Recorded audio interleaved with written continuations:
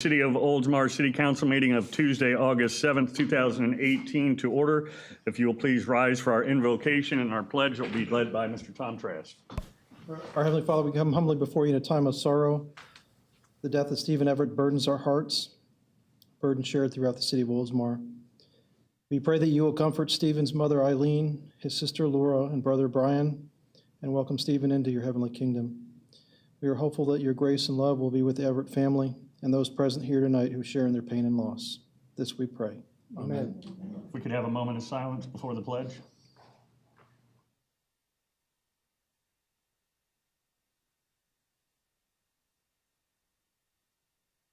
Thank you. I pledge allegiance to the flag of the United States of America and to the republic for which it stands, one nation, under God, indivisible, with liberty and justice for all. Thank you, and once again, welcome. Our first item is the Citizens Open Forum. We only have a couple of rules: that you state your name and address clearly for the record. You keep it to no more than 5 minutes, and we have, looks like, one public hearing. So if you're talking on item 6, we ask that you hold your comments till we get to that item, and we will call for you then. Otherwise, you can address anything on tonight's agenda. Deputy, you want to go first? Deputy Cacalo. Deputy Cacalo, Pinellas County Sheriff's Office. I would like to introduce Vito Calderoni. He's been in law enforcement for 26 years and has been in patrol in Oldsmar for the last 5. Hello, like she said, Vito Calderoni, Deputy Sheriff, Pinellas County Sheriff's Office. Just took over a position from Deputy Sibley for the traffic spot. He moved on to another position. I know you. I've been around for, like I said, about 5 years. Been to your house before. I don't know all of you, but you'll get to know me. That's not a bad thing. My name's Eric Seidel. This is Dan Saraki. My name's Jerry Everlin. Explain that. Want to make sure that you want to describe yourself as him? Rethink that. Explain, you didn't come to my house to arrest me, though. No. I'm the one that actually went out and took the report when his granddaughter statue was vandalized. Yeah, okay. We just think it's cool we got a veto in the city, so. Well, welcome. I'm the only one Yep. in the entire sheriff's office. Yeah. Yeah. Is that really? Yeah. That's pretty cool. Well, thank you and welcome. And again, we have a great team in the city of Oldsmar, so welcome to it. Thank you. Thank you. Thanks, Vita. And we're glad you all are here. Anybody else like to address the council this side of the room? Yep. Becky?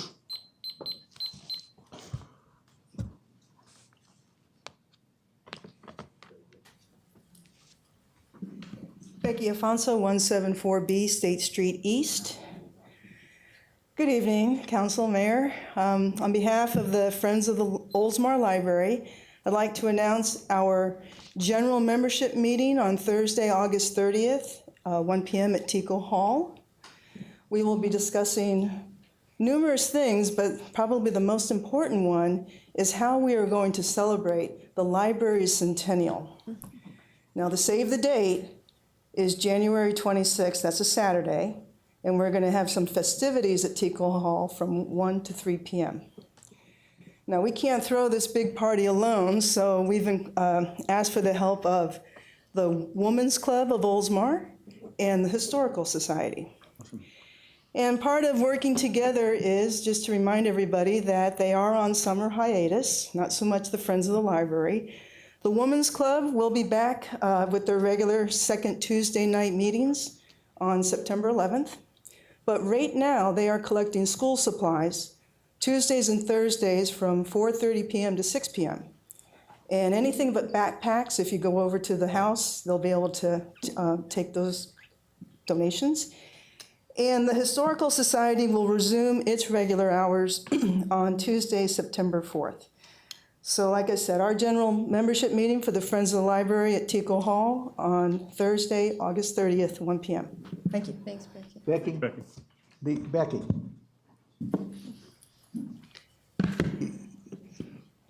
You ought to write a history about the Friends of the Library. The Friends of the Library has been so important to the library because they've raised so much money, where the city council has been chintzy and not giving the library everything they really need, right?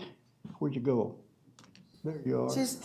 She's hiding. Susan's not saying a word, right? I had to ask her. Why I'm the president. I think he meant to say former. At one of our budget meetings, you never asked for anything, so we gave her an extra $5,000. Don't ask for it this year, because they probably won't give it to you.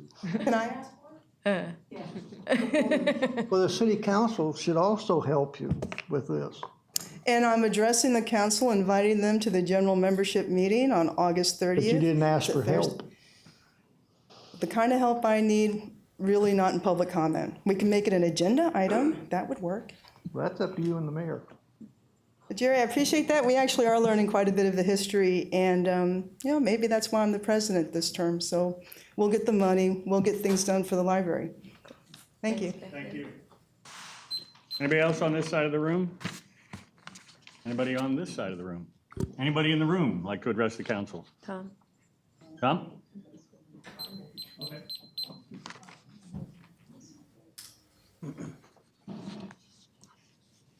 Greetings, Councilman, Councilwoman. Hey.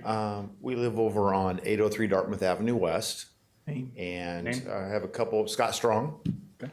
We have a couple issues over there that we'd like addressed. One is we need a dead-end sign between Woodward and Bedford. We have a lot of people that come down there and make the turn, doesn't say dead end. They end up going through driveways, cutting through the field, making turns. So we'd like to see a dead-end sign put in.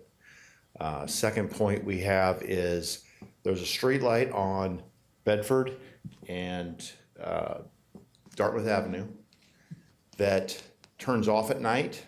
It's pitch black. It kicks back on once in a great while. We'd like to have light fixed. Third issue we have is the reclaimed water issue. We don't have reclaimed water on our street.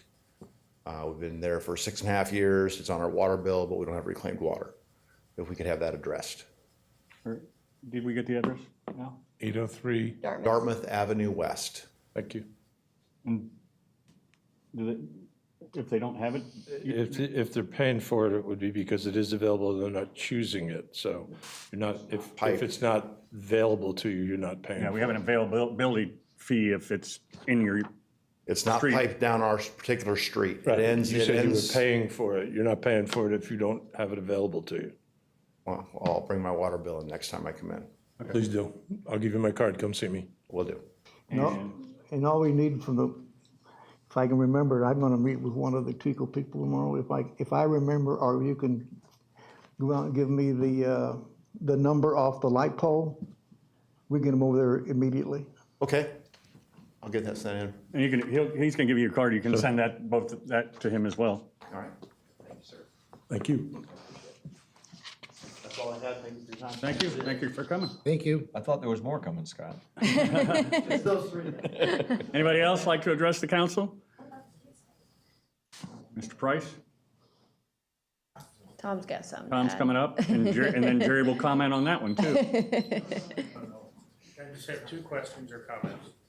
Which one, questions or comments? Yes. Okay. Tom Price, 418 Arlington Avenue East. The city of Dunedin is getting ready to approve crossing 580 with their golf carts. I wanted to see if we could put before the sheriff's department, as well as the council and everybody, if we could use legally 580 in Bayview with the light to cross.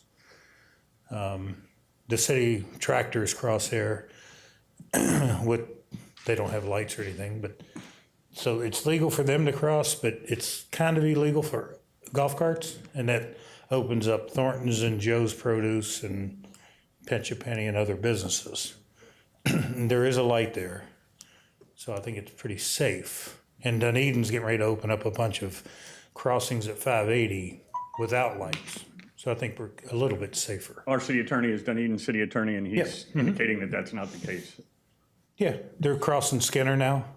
What is happening, there's been requests to have it done, but there has been no confirmation that FDOT was willing to do that so far.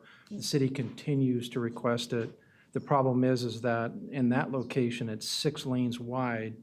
and more than likely it will not be approved in Dunedin. That may be different from the situation that you're talking about here, but I can tell you that it's not a given at this point. The city doesn't have control of that street, just like Oldsmar does not have control Right. of 580. So it is really involving District 7 FDOT people, and every inclination or information that I've gotten is that more than likely it's not going to It be will not approved. pass. For 580 and Tampa Road, you have to get the DOT to okay it. I was just We can keep asking. pushing, for it.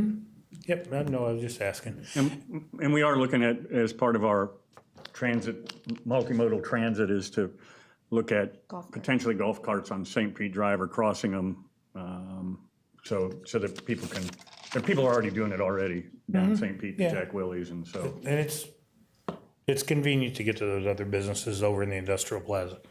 But anyway, in the cities, tractors and lawnmowers cross there without the lights and things that golf carts are required. But anyway, I just asked. You know, in District 7, I'll tell you this, District 7 is being a lot more cooperative than District 7 has been in the past. To Tom's point, I don't know what they would say, but, you know, there are other modes of transportation that cross 580, pedestrians, bicycles, and the likes that, you know, that cross 580, so, at any rate. And they're most often not lit or have the safety thing, so we can approach it. And more daytime, And maybe if both cities approach them about some of these crossings, you know, it might open some dialogue with the DOT, so we'll look into that. The only other question was the community redevelopment area. We put up all the nice new signs around town, and they stop at Bayview on St. Pete Drive. That's where the CRA stops. In my opinion, and I live on this side, but in my opinion, the people that live on that side of Bayview, towards the elementary school and all the way to Jack Willie's or 580, they're still part of the city. So why wouldn't we have the nice signs for them as well? They still pay city taxes. Granted, they're not in the community redevelopment area, but it's like we stop there, we're like, okay, you don't exist anymore. Now, I understand on the other side of Tampa Road, for say, it's a little more separated, but you just kind of, at Bayview, we just cut Oh, everybody off. like where Al and I live, so we don't matter, is that, no? Yeah, y'all don't, yeah, you're on the other side of Tampa Road. But anyway, it's just funny how it stopped at Bayview. I'm sure we can probably look into that. I don't know the history of it. I know I have seen some. I assume that those signs are They're paid beautiful for signs. they're paid for out of the CRA, is that correct? It's probably a government grant maybe or something. Something, but the funds for the CRA have to be spent in the CRA, so we would have to look at alternative funding for the other signs. I just think it's very pretty the way it Yes, looks. But But it stops and it's like, okay, all the way down past the elementary school. Scott and Carrie live down that way actually, and it's like, wow, you all just kind of got, it's like you don't exist anymore. You're not in the city. Yeah, we can look into Which that. they still are. in the Maybe we city. have. I don't know if there's a plan, but Yeah, no, that was all. make that part of our program Yep, that we do. that was it. Thanks. Thank you very much. Anything else? Anybody else like to address the council? Seeing no one, we'll close the citizens' open forum. We'll do the mayor's minute. A couple of recaps. We were all able to attend the Mattamy Homes ribbon cutting ceremony at Bayside Terrace property, 580 Bridge, just at the base of the bridge. They are selling those things like hotcakes, which is amazing. So good for us in the area. Tampa Bay Regional Transit Forum, I was able to go to that at Tampa International Airport, where representatives from both counties, both counties, and a lot of the different transit people were there. And it's a slow row, but I think we're finally starting to all row in the same direction as it relates to transit in the Tampa Bay area. One of the things we do, We Mean Business, it's a monthly visit with the Upper Tampa Bay Chamber of Commerce, the city manager and myself. In July, we visited, to the ladies, Ulta Beauty. Al even sat in one of the chairs, by the way. Admit nothing.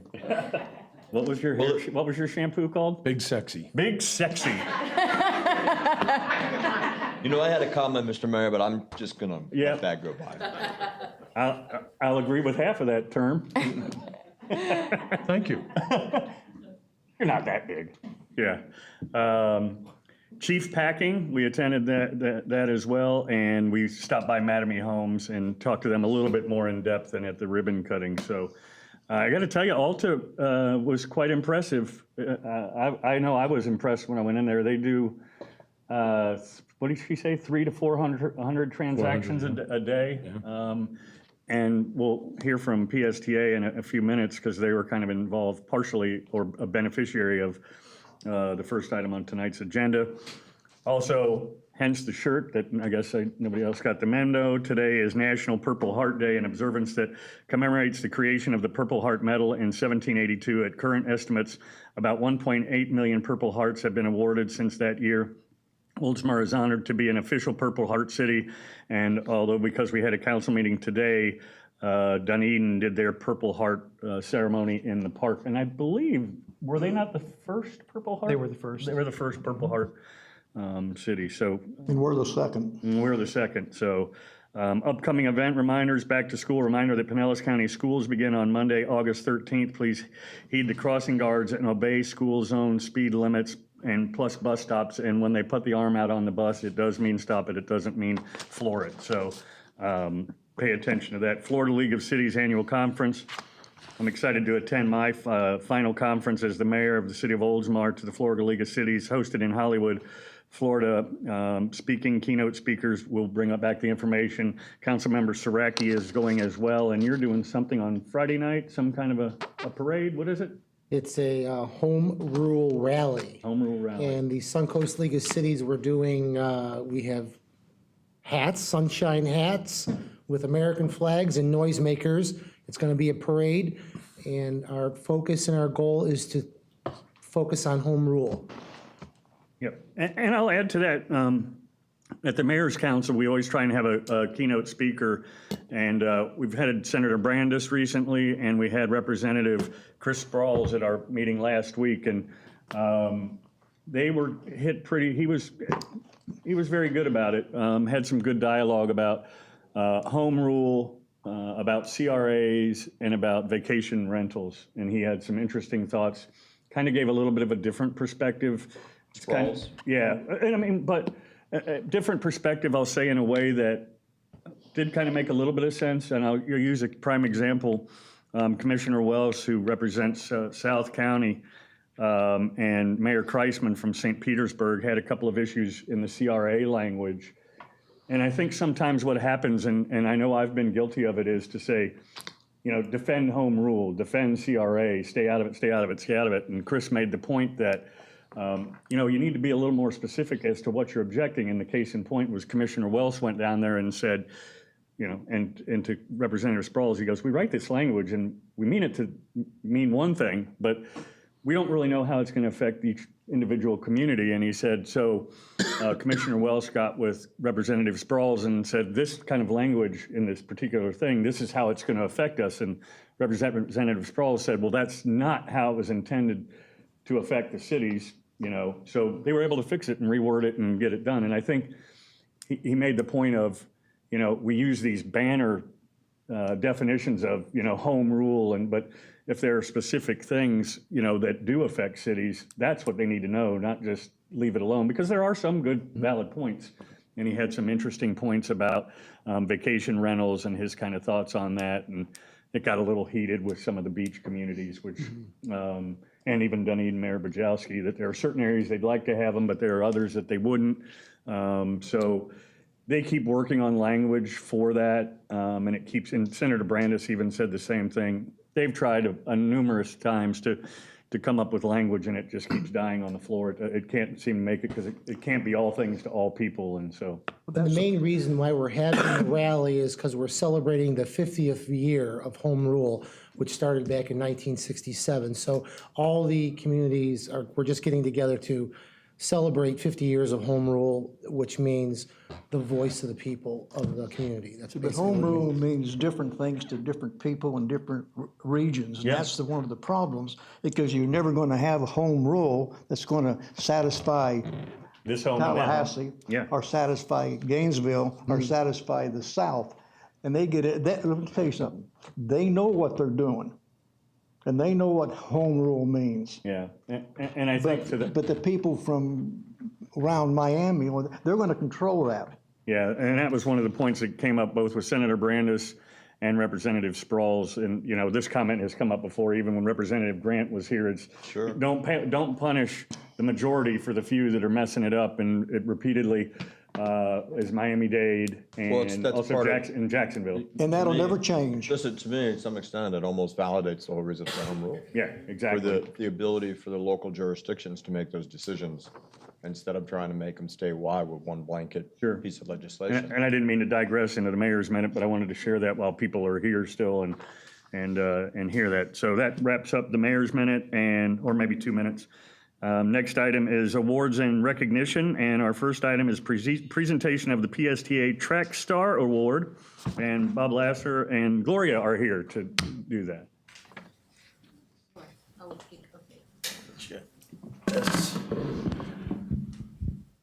And it's on. Okay, great, thank you.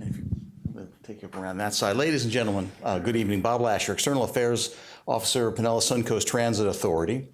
Good to be here. It's been a while.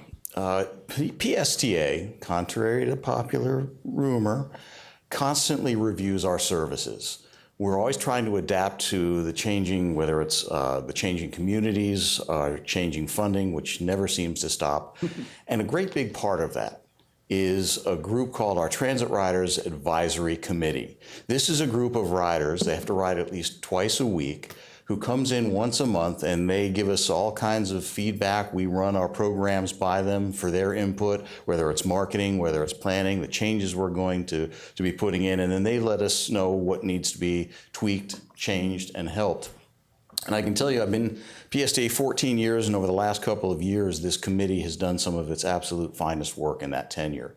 And it is mostly due to a very remarkable and dynamic lady who it is my honor to be introducing here tonight, the chair of that committee, Miss Gloria Corrigan. Thank you, Bob. Okay, I have served on PSTA's Transit Riders Advisory Committee for the past 4 years. And as the current chair of the committee, I'm honored to have the opportunity to address you this evening. I'm very proud of our track members and the positive impact these dedicated volunteers have had in improving service and safety on for all PSTA transit riders. Our efforts, though, go even broader than just about riding the bus. We have focused on additional issues, such as the need for regional transit options and the safety of citizens getting to and from the buses as well. Building on the success of a 2017 track safety initiative we created, we recently developed an important next step, a program called the Track Superior Transit Access Recognition, or STAR Award. This program's designed to recognize state and local agencies, contractors, municipalities, and private sector businesses that design and build safe access to transit stops and services. This evening, PSTA staff and I are pleased to recognize the first Track Star Award recipient for the redevelopment of Woodland Square Shopping Center right here in Oldsmar. It is a wonderful example of how public-private partnership efforts have resulted in the construction of a safe access route to stores from municipal sidewalks and bus stops. I believe we have a video at this point.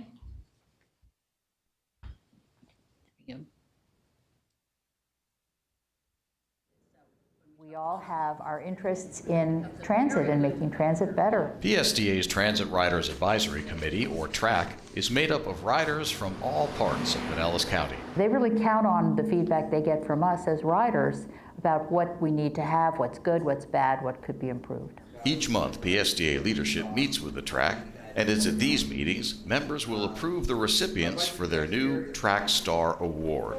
The award was created to honor public and private organizations that make significant efforts to improve access and safety for transit riders. Because every transit rider is a pedestrian, and if we want more people to use transit, then we want to get more people out walking. And we just have to make it easier for people to see how they can get to the front door from the sidewalk, how they can get through a parking lot safely without fear of being run over by somebody who's not watching for a pedestrian. You don't really realize it until you try and traverse a parking lot with cars and trucks and everything else. Mayor Doug Beavis is talking about the Woodlands Square Shopping Center in Oldsmar. He and Ram Realty were selected as PSDA's first track stars. Before the center made improvements, pedestrian access looked like this. There was absolutely no safe way to get from the sidewalk into the shopping center other than going in active car lanes. It was just part of our development agreement that the developer in the redevelopment had to incorporate these features, and fairly easily to accomplish, and they really looked forward to doing it and being a partner with the city. Now that improvements have been made, riders and pedestrians like Gloria can enter safely from the sidewalk. The point of the program is to make everyone aware of the importance of having pedestrian, bicycle, non-driver safety as part of the decision process as centers are built, as they're redeveloped. For more information on the PSTA track, or if you'd like to nominate someone for a Track Star Award, just visit psda.net/track. Okay, good, thank you. So on behalf of the PSTA track, I would like to pass along our sincere thanks and congratulations to the City of Oldsmar and to Ram Real Estate for earning this award. Your partnership has helped to make Woodland Square Shopping Center safe and more accessible to pedestrians and transit riders alike. Thank you to both of you for thinking comprehensively about the connection between transit and good urban design. Thank you.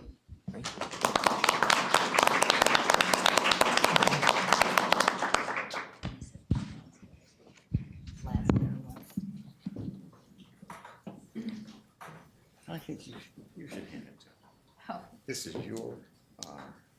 Okay. She has it. Where do you want us? Up here? Oh, you're gonna. She does pictures. I do whatever she says. And I'm not even married to her. Yeah, I was going to ask. There we go.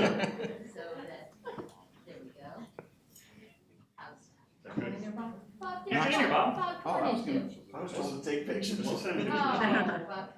Here, you get road between two doors. Does this work? Well, I can be handing this to. Yeah, go ahead. Might as well, you're in it. You think we never got it to work?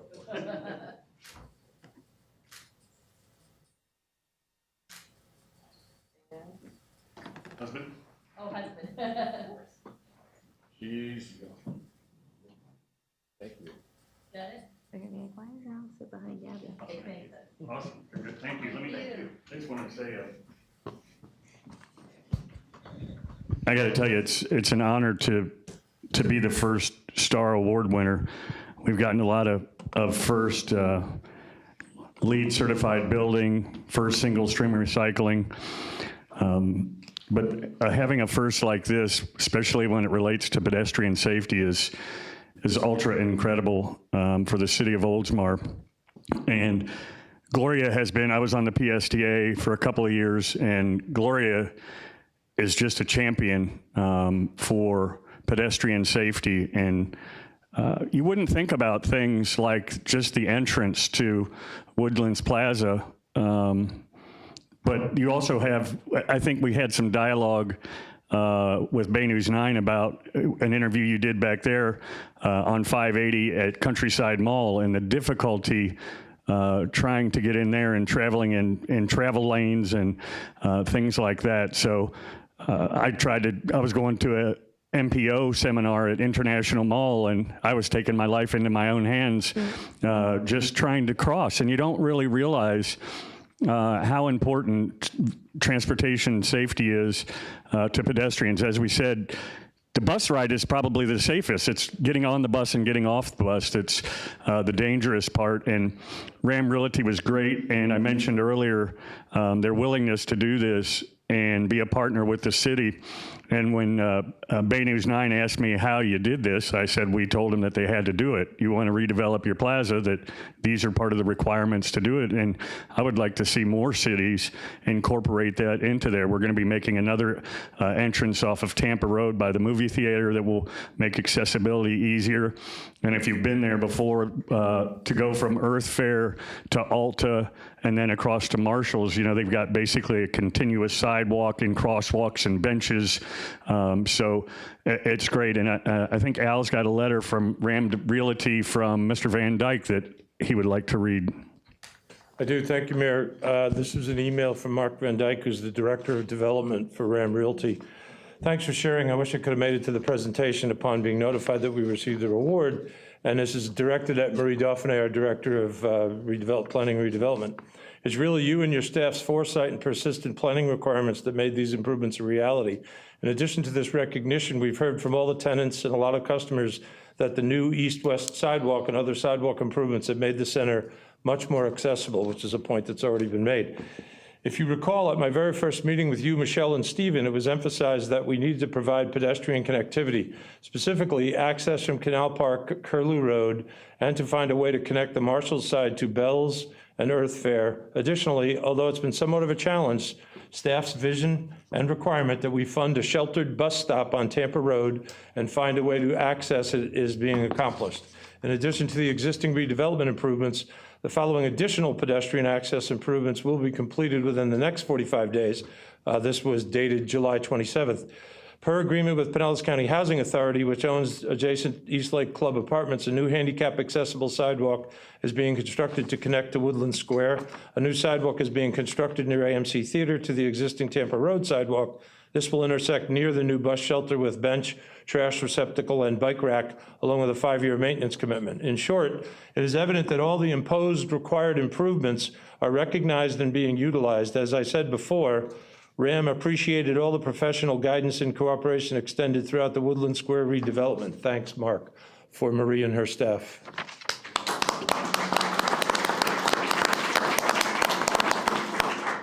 Thank you for that, and we look forward to them completing the rest of the project. So all you got to do is ask them, and you know, if they want to do it. Somebody asked about our Tampa Road corridor plan and how we get such beautiful buildings and things like that, and we tell them if they want to be in the city, they got to build it the way we want it. So it'd be nice if more cities did some of that. So Yes. thank you. Well Thank you, done. Bob. Thank you very much. Thank you.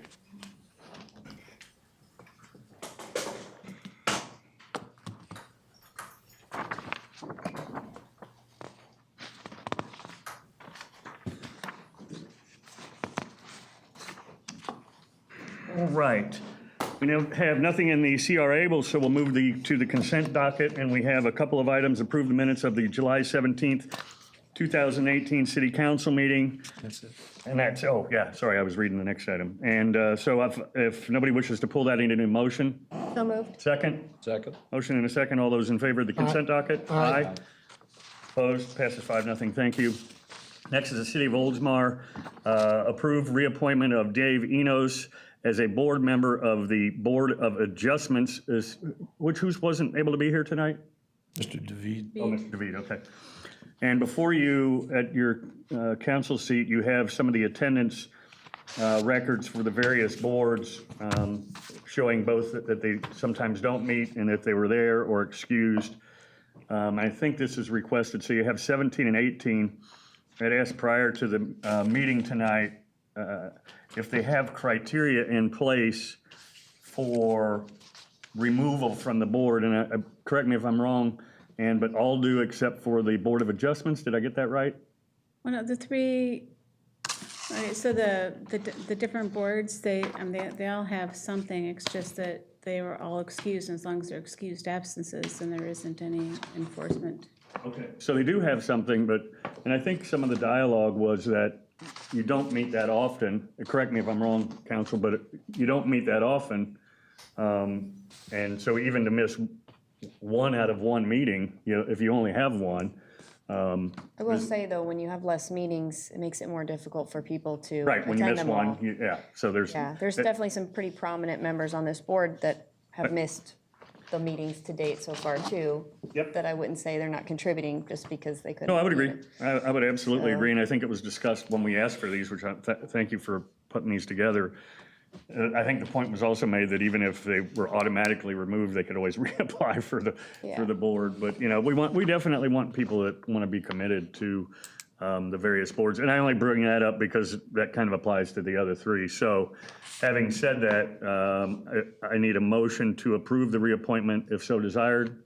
Are you gonna bring them up, or? Oh, sorry, yep, David, sorry. I knew, yep, Just because I want to be able to give them a hard time. yeah, okay. Dave Enos, 404 Shore Drive. Hey, Dave. Yeah, and the Board of Adjustments, which again is not one of the more popular boards, but I will say this, Mr. Mayor, and to Dave, having served as an alternate on that board before, and then ultimately being appointed, because it says reappoint, but it's actually a new appointment, correct? Because the agenda item says, he was an alternate yeah, No, it says reappointment. on the agenda. yeah, the agenda says reappointment, but he's been an alternate, so are we appointing him to the full board, or once again as an alternate? Oh, I see, okay. I didn't realize that. Well, I won't give you as hard a time. I know as an alternate, sometimes it's difficult, because I know on the Board of Adjustments, often, we request the alternates attend. But you're also an alternate, so it's not, you're not a full board member. I think there's a bit, a greater commitment when you become a full board member. But you still, I see, have attended a lot. And I know from that board, and I'm sure I don't know if the other boards are the same way, but often when you go as an alternate, if there's a vacancy that night, you're on the seat. So I think I was an alternate for a while, but I don't even know how many meetings before actually making the move to a permanent seat. But thank you for your service. I know you were looking for something to get more involved and do in the city, and glad to see that you followed Thanks, through yeah. with it. You do know that's the only board that we can't control? I'm sure you have more control than. Jerry told me you when let I on. went for it, that's why I wanted to do it back then, but. Yeah. That's a tough job, though. Code I mean, that's- enforcement as well. Yeah, that's a tough one. I'll make a motion for you. Yep, motion? Second. Motion and a second. Anything you'd like to add, Dave? No, thank you. I appreciate the opportunity to serve. Thank you, and as I say all the time, the volunteers are really what is the backbone of the city when it comes to these types of things, because without volunteers, we don't have the money to pay people to do these types of jobs, so it takes a volunteer army. So thanks again, motion and a second. All those in favor? Aye. Aye, passes 5-0, thanks. Thank you, Dave. It was close, Much. Dave. It was close.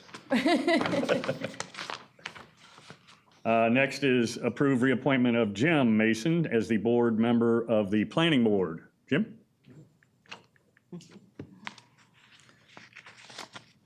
How are you? Thank you for coming tonight. We appreciate it. And, Jim Mason, 2001 Mandalay Court. That was quick. Quick. Get it over with. Yep, thanks. And again, we appreciate your interest in serving on the board. And how many years you been?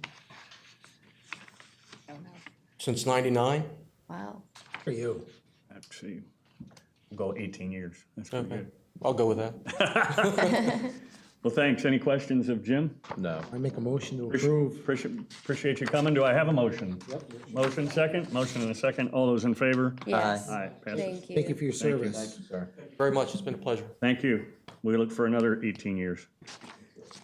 I'd throw that in there for the record.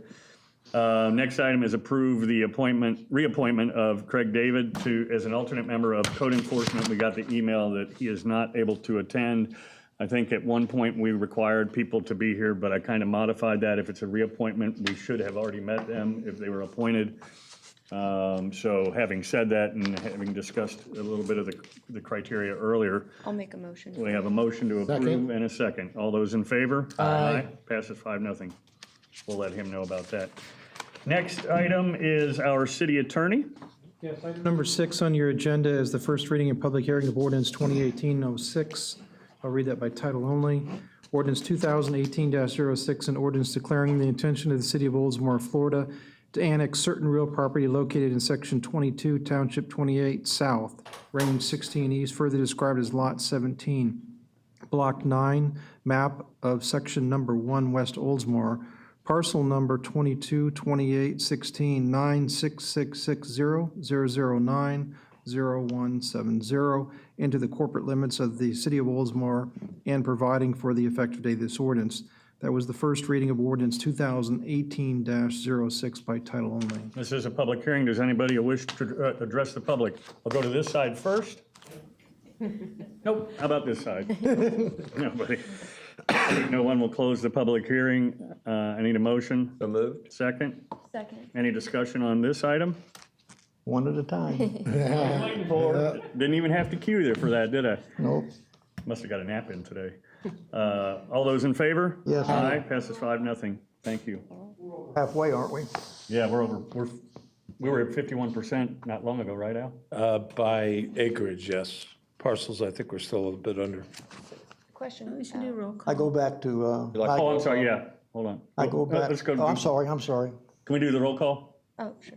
Vice Mayor Seidel? Yes. Councilmember Saraki? Yes. Councilmember Mickey? Yes. Councilmember Beverland? Yes. Mayor Beavis? Aye. First reading of ordinance 2018-06, annexing vacant lot located in Section 22, Township 28 South, Range 16 East, Lot 17, Block 9, incorporated in the city limits of City of Oldsmar, passes with 5 votes for and 0 against. Uh-oh. Thank you. Tuesday. I go back to about 25 years ago and 30 years ago when we tried to annex the whole thing and they sued us. West Oldsmar sued us and won. Now we're winning one lot at a time. I had a quick question. Do you know off the top of your head about how many more parcels we are away from being contiguous to the new Bayside Terrace? I don't. Okay. I'll I'm find just out. curious. I'll find out. Yeah, I'd be curious to see how much, I know we had a map not too long ago, I just don't remember. I don't remember. Was it not I don't think it's did not continuous Bayside over Terrace there, have to though. annex in as part of the Gotta be. development agreement? So they're already all annexed in. Gotta be. Yeah, it's gotta be. They've been- It's gotta be All contiguous. right, I don't know why I It thought was that. contiguous to them. Yeah, yeah, No, they're but we're right. not contiguous to them, right? No, but as part of the Voluntary, development, yeah. and as part of the development agreement. They're all annexed in. Okay. Yeah, I was just curious I see we're inching our way to 580. Just how close are we getting to Annexing Safety annexing Harbor. along? We're already on 580. Well, we are over at Manningley Homes, but where else are we? In fact, In spots. we've crossed 580. And now that we Well, I have know we Mattingly, we crossed could, 580, but I'm just curious, along 580. yeah, I think it's more in some of the. Not yet. It's mostly in the feeder residential roads. areas behind it.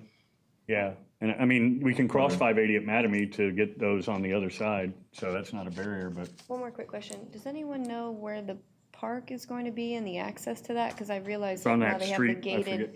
community. I know that In the street right before entryway, it. all the way to the back. Okay. On one of those buildings, there's, I guess you call them, I don't know what you call them, but there's 2 of them there. That's little shopping centers, or what do you want to call them? The one guy that owns one of them, there's 4 or 5 buildings or openings there. He lives in Oldsmar. Yeah. He lives behind Harbor Palms. And he actually requested some information about it. I tried to introduce him to you one time. I think if it's the same person, he's also the gentleman that owns, or has something to do with ownership of the 7-Eleven, I think. Yeah, he is, Yeah. and I've met him before. and I told Bruce he needs to contact the guy again, because he was interested at the time, but he got kind of discouraged for some reason. Okay, we can reach out to him again. Any other discussion on that? Otherwise, we'll go on. Next up is our city manager.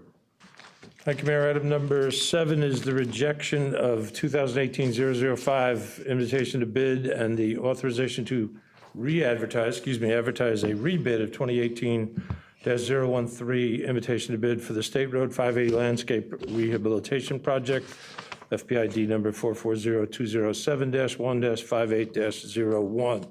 We're asking for council approval to reject the bid responses received for the aforementioned bid process and authorize the city manager to re-advertise the bid with the 2018-013 ITB with a modified scope of work for qualified landscape companies to provide and install ground cover within the 4 medians on State Road 580, the part of the city that we own, to your question, beginning at Tampa Road and ending at Forest Lakes Boulevard.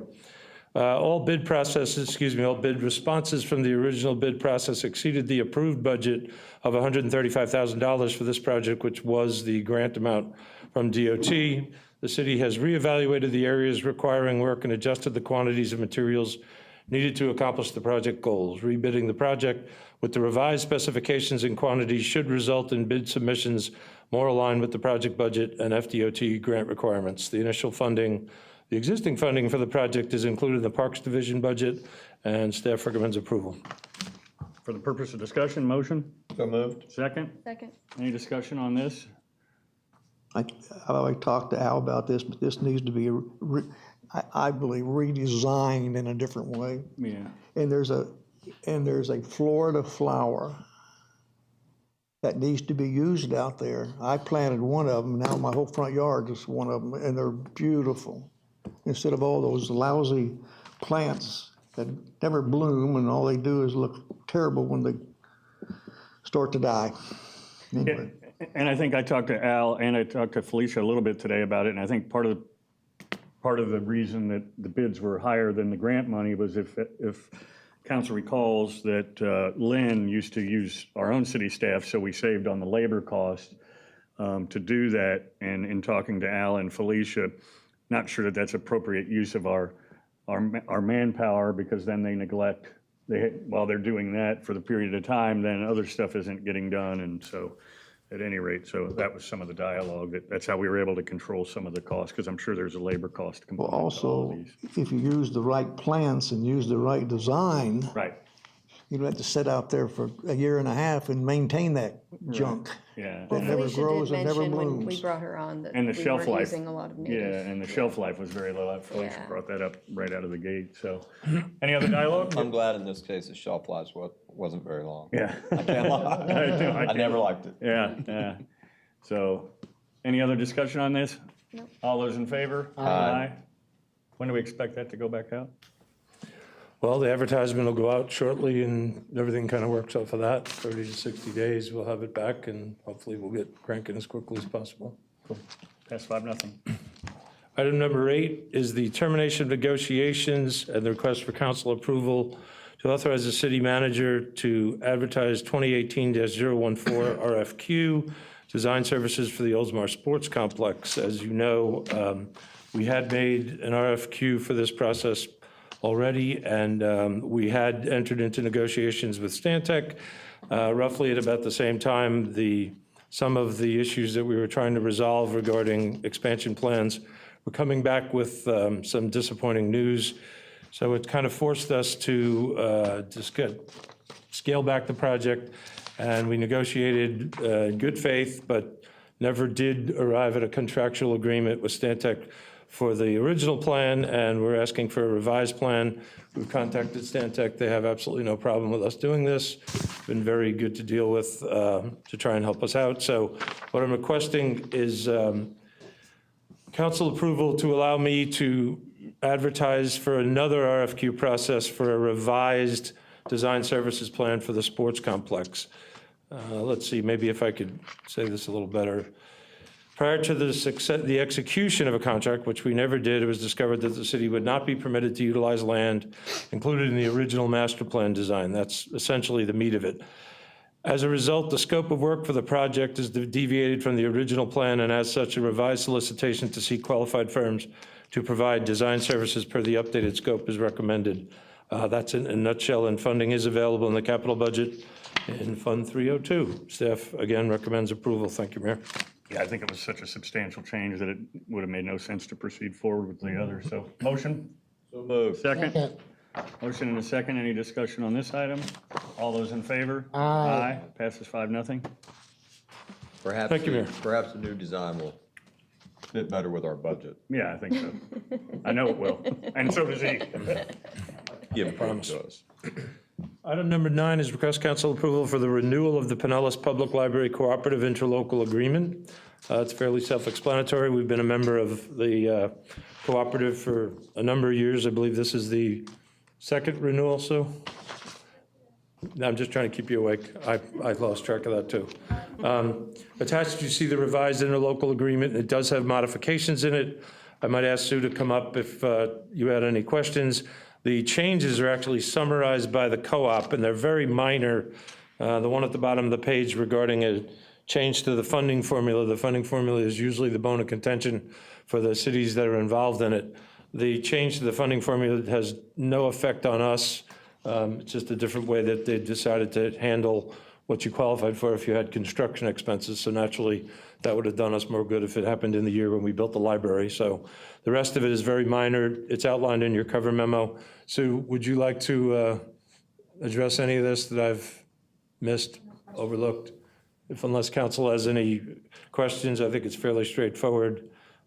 We recommend approval for renewal of the interlocal agreement for the PPLC cooperative agreement. Would you like a motion? Yeah, motion for discussion. So moved. Second? Second. And this question just popped into my head based on our dialogue about the East Lake Library. Have we ever made any capital improvements to that? Would the agreement reflect that if we made capital improvements to the library? If we did? Yeah. If we expensed it? Yes, if we did, that potentially would be counted at a greater rate than it was the year we built the actual building. There used to be a cap. It was 25%, or I think it was 125,000. Sin, you remember that at all? Well, it was a long time ago now, but we were able to qualify for dollars we spent towards the construction of the library, but they were capped and limited. Right. Now they're not. Okay. So it doesn't do us Not any that good there are now, any, but but just for the yeah, I mean, there may be something at some point down the road. it might be beneficial to East Lake, Right. and that may be why it was done. Right, exactly. No other comment other than on my Facebook page today, I talked about letting the cat out of the bag for some exciting news, and Ms. Hurley already did that we're Sorry. approving thanks for letting the big cat out of the Would bag. this have anything to do with that extra land we have next to the library over there? Is that why the capital question came into play? Yeah. The floor is yours now that you've taken all my thunder about the exciting news. Well, what is the cat? Cap. Cap. Well, what's the cap? Let the cat There out. used to be a cap. Oh, there used to be a cap. So that's the cap you let out of the library? There were no caps in the library. There's only a cap here. I don't know what I've the heck had is going on. requests from library staff if we could get a library cat. So the cat is out of the bag. Yeah. That is out of Yeah. it. I don't know. What is going on tonight? That could be beneficial, actually.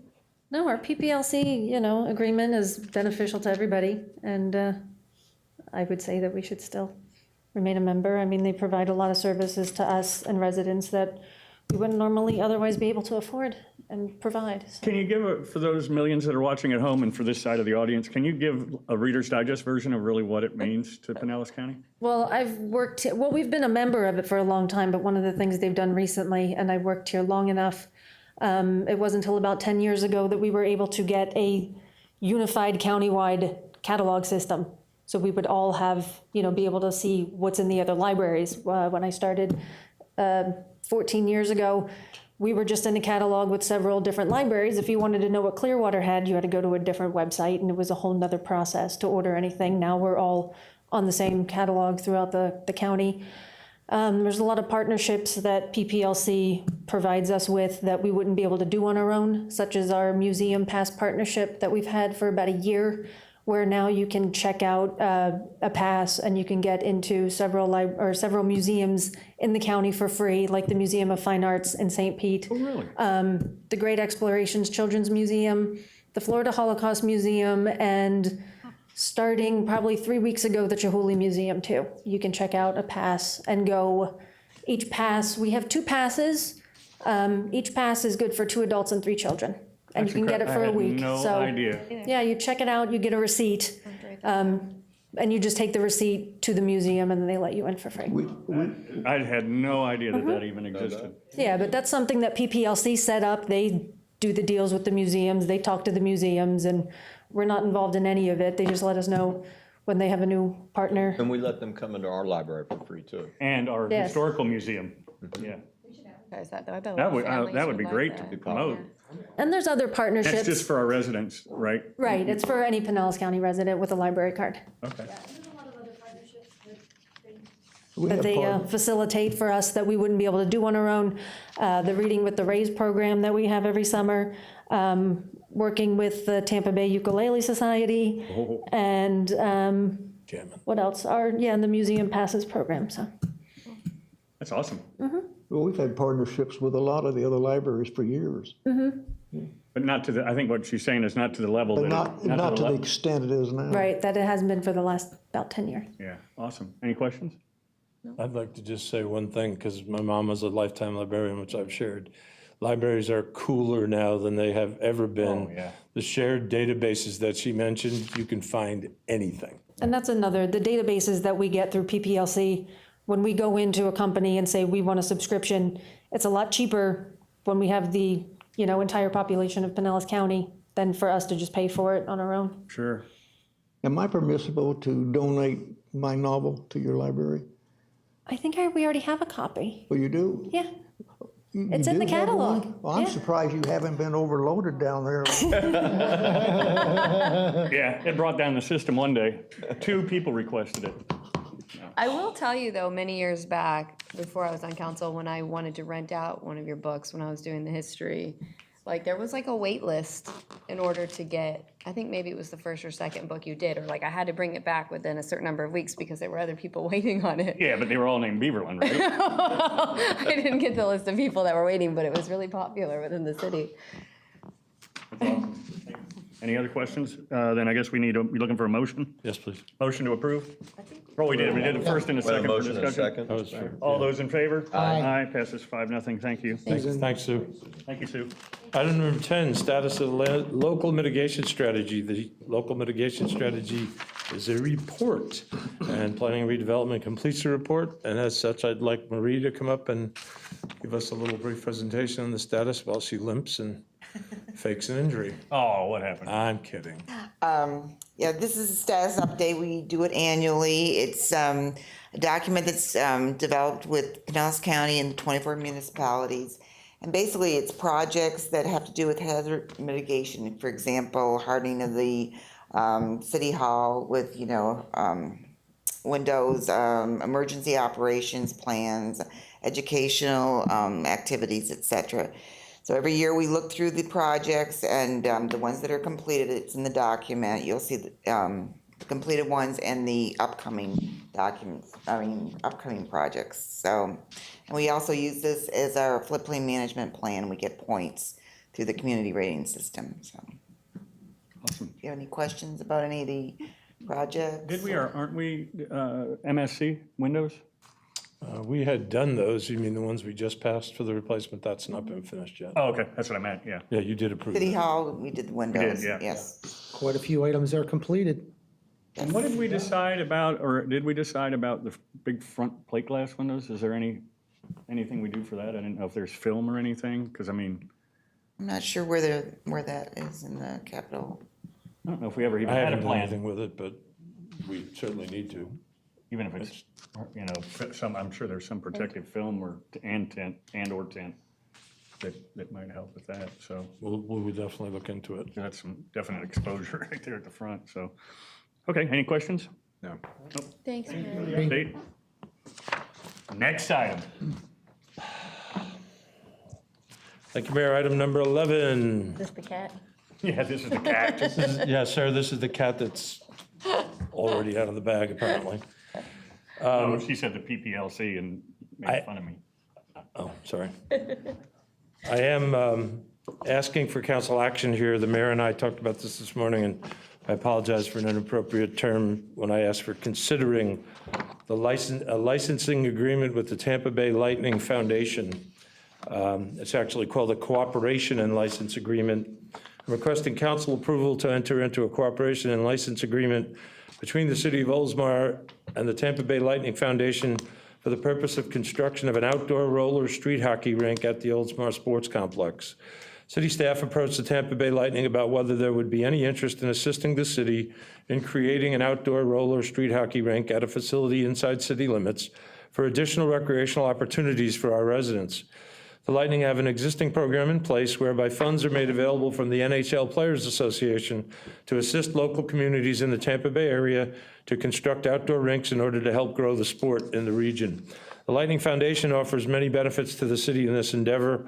They will pay for the construction of the rink, not exclusively, but they certainly contribute heavily. They provide equipment for the community's use. They will assist the city in setting up and running leagues. They perform periodic clinics using Lightning alumni, and will provide publicity, promotions, and assistance in promoting the facility.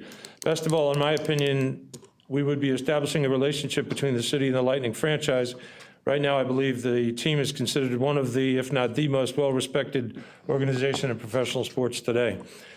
So we're requesting council approval of the agreement. The agreement in the packet has been revised slightly. Tom has negotiated successfully with the team's attorneys for a slight change to one of the insurance paragraphs I distributed before the meeting. So the one you're actually asking, that we're asking you to approve, is in your hand.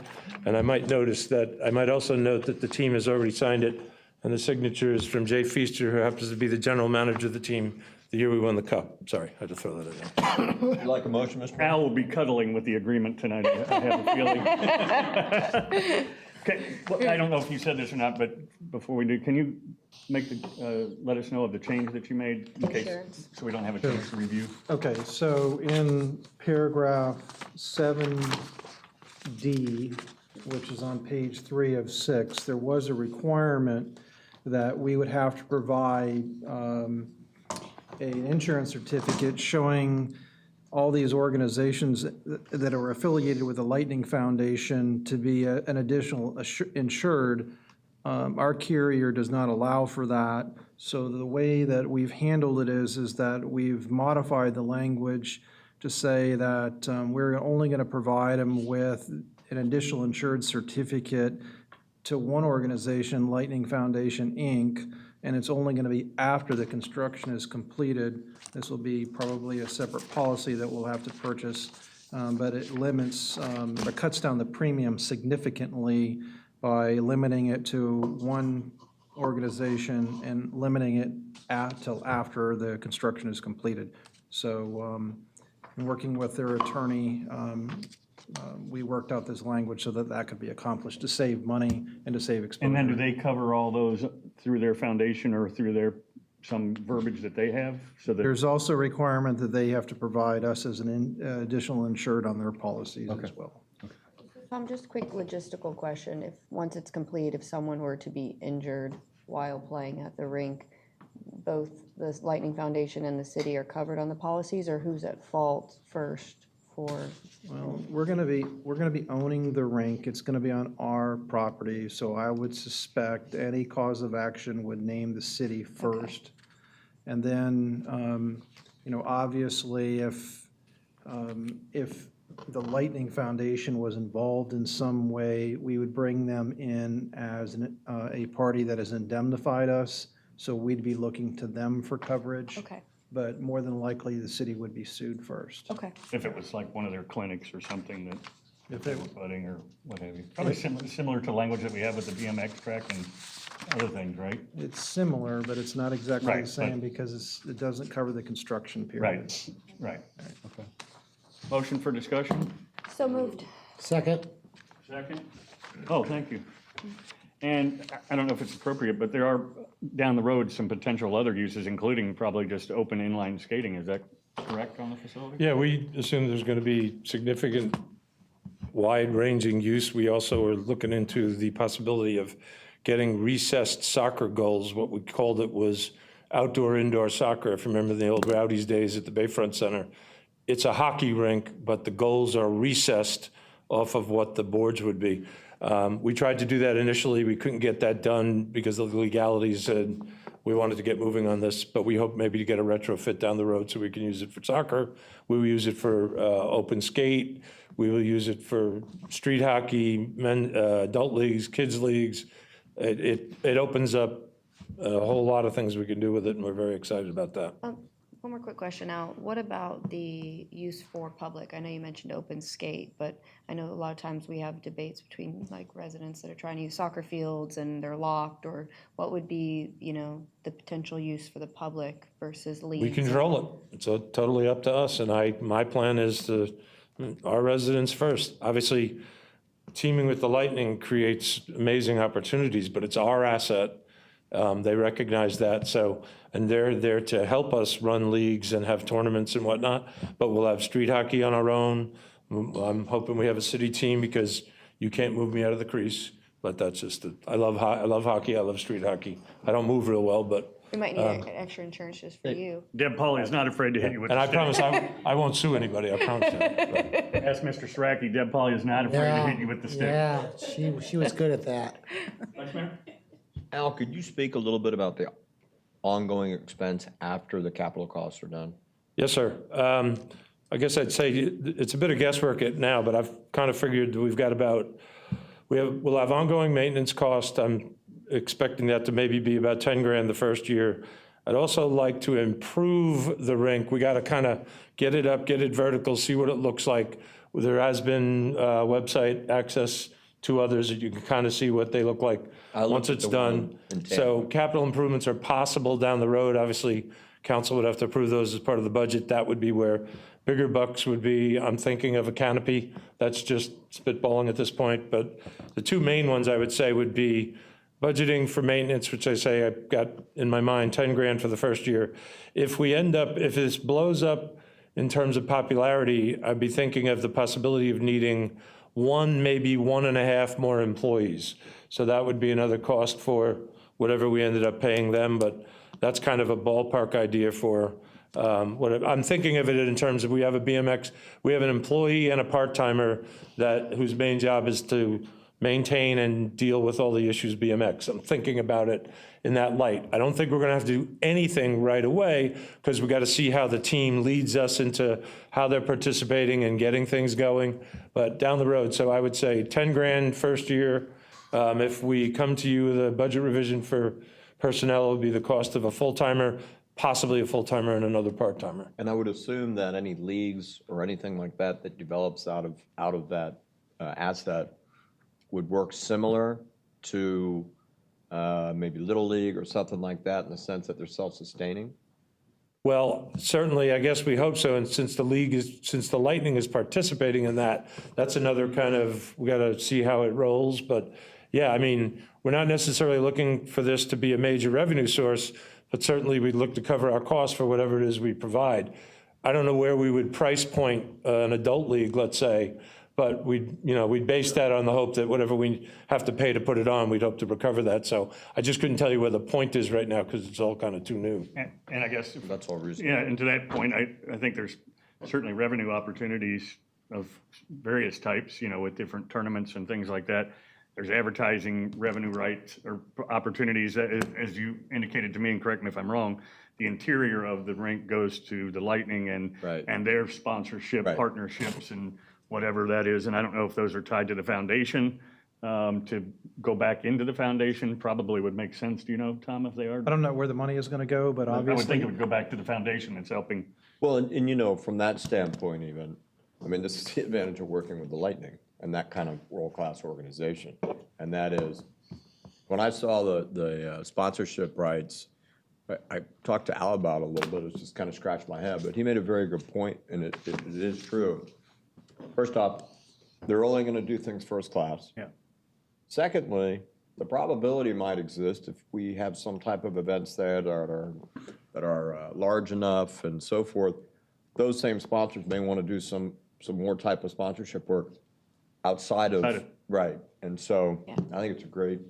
I'll tell you what, this is certainly exciting news and substantial compared to the Red Bulls. That's all I'm saying. I have one more question. After this evening, if this is approved, what is sort of a timeline? Well, they asked me that because to our knowledge, they've got contractual agreements in process with 3 other municipalities, one in Pinellas County, but they're not vertical anywhere. I think there's one rink that's been built in a private community in North Tampa somewhere, but not for a municipality, I don't believe. Was it North Tampa Rec, I think it was? Yeah, it's with the city. Yeah. Yeah, so what I asked them to do was, I said, okay, we have geotech, we have engineering costs, we have geotech, we have to get the concrete down. So if we figured 60 days roughly for that, another 60 for construction. So the goal of the plan was to have something vertical. The goal. To have something vertical by December 31st. Okay. I mean, it's a hope, but that's what I said I thought my hope was, and they sounded very excited about that. So they already have a vendor lined up. They have kind of a company that they use to do these. And part of the program is that there's going to be 10 of them in the Tampa Bay area, at least initially. And I shared with a few of you, and I may have forgotten the others, but to me, the coolest thing was Tom did a good job of navigating this, because this was, in its original form, a boilerplate. And then Mr. Feaster, it's a man crush, sorry. Mr. Feaster said to me that they Oh, you don't just call him plagiarized this. I do, but I'm trying to be polite. They plagiarized this from the Pittsburgh Penguins. Which he loves. That's the coolest thing I've ever heard. I got this back news from the Tampa Bay Lightning. And I think to that point, it might behoove them to strike deals with other tweak it municipalities that Tom represents, because it's all the work's already done. So. Did they indicate to you?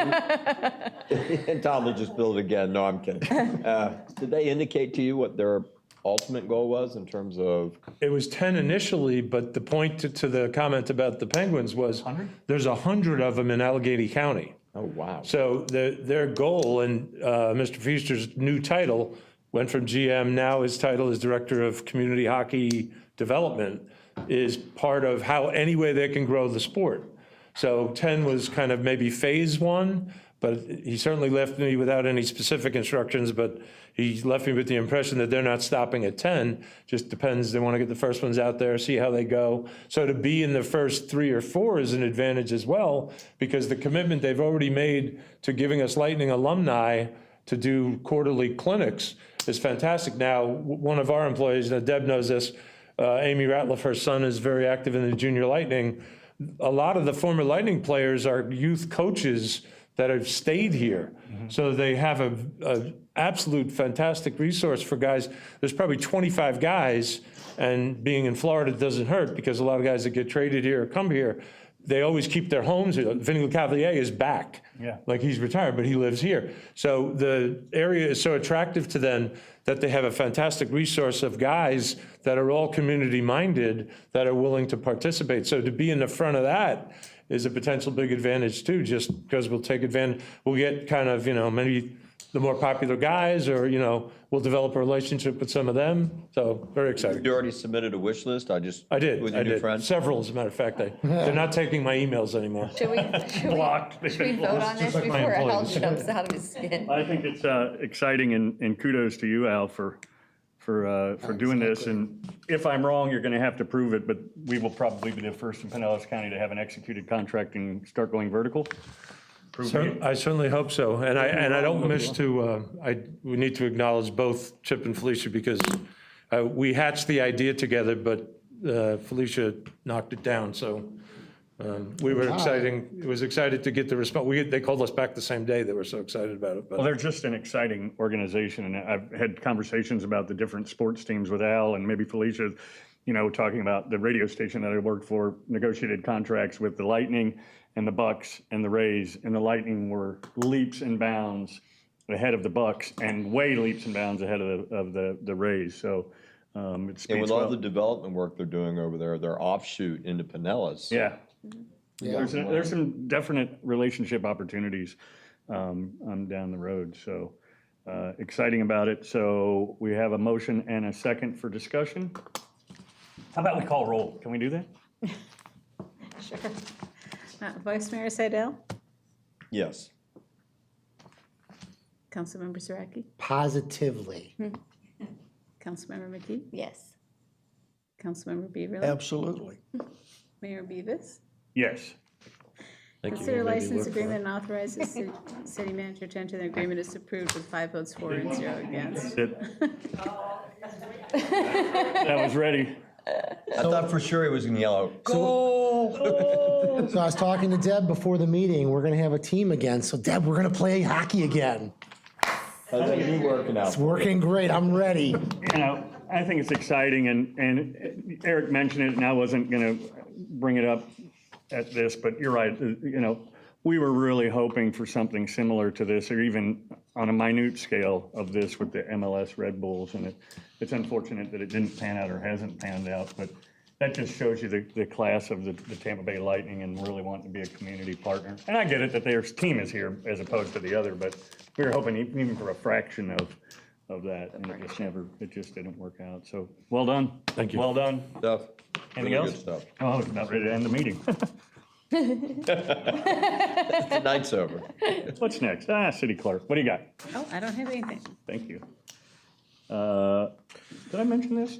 Kind of exciting, you know, only because it's clear. There is a legislative lunch tomorrow at the Hamptons, so it'll be exciting. A lot of the candidates from Hillsborough and Pinellas County will be there, so that's kind of a clerky thing. So next is the City Council.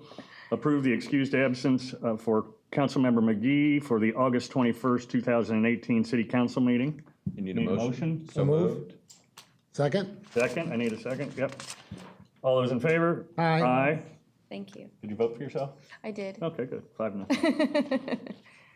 Next is to consider a letter to Pinellas County Board of County Commissioners requesting funding assistance for the purpose of building a trail connection from the north end of Pine Avenue to the Brooker Creek Preserve Environmental Education Center. Is there any background that we wish to share on this?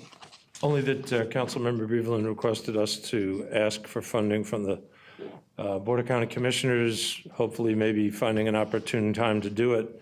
And we'd be asking for full funding for trail connection. Don't really know if there's a likelihood of that or not, but couldn't hurt to ask.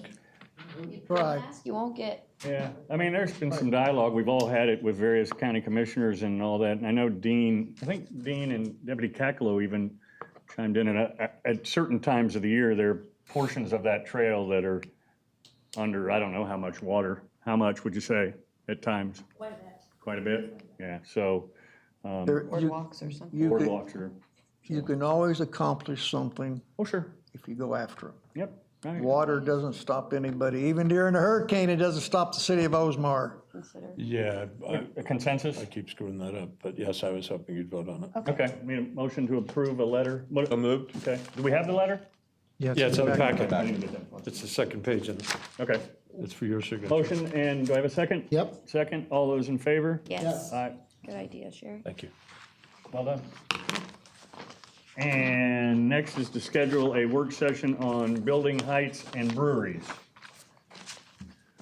What are our options? So we have options of Wednesday, September 5th at 4 PM would be our first shot at it. Then an alternate date might be Thursday, September 6th at 6 PM with a caveat on that date because we'd have to adjust the Code Enforcement Board meeting for 4 o'clock that day, or just understand that they're in here, right, Ann? Yeah, so those would be our first two choices, but we're open to whatever works for the What time council. did you say? I'm sorry, is it in my calendar? Wednesday, September 5th would be 4 PM. If we went Thursday, September 6th, we'd be looking at 6 PM. The 5th works. I don't know about anybody I have else. mayor's council, but that's during the day. I have something else on the 5th. but I Either don't know day is what it good for me. Jerry, how's your schedule look, your social calendar? You pretty good? Oh, it's just crowded. I know, I figured it was. And he'll move it around. If you could shuffle a few things around, we'll do it on the 5th. What was the time? 4 p.m. 4 PM. Thank you. And next is council comments, and we'll start with Councilmember Beaverland, because he's got a laundry list, I hear. Oh, y'all have gotten this. I know you have. I just want to comment on what an incredible success they do with this. This is out of the city clerk's office, but I know it's done by Chris, And Chris Hammer, and that one over there. she needs to be recognized for this. And Deb. And the other thing I got is, I debated about bringing this up, and I'm doing this because I want to, okay? That's why you do everything. It's going to cause some consternation, but I'm still gonna do it because I'm a little upset. Used to call this, when we go into an election period, he called it the funny time. The what? And we're entering the funny time. And I've had some feedback on this, and I've had also some thoughts about it. I've been in three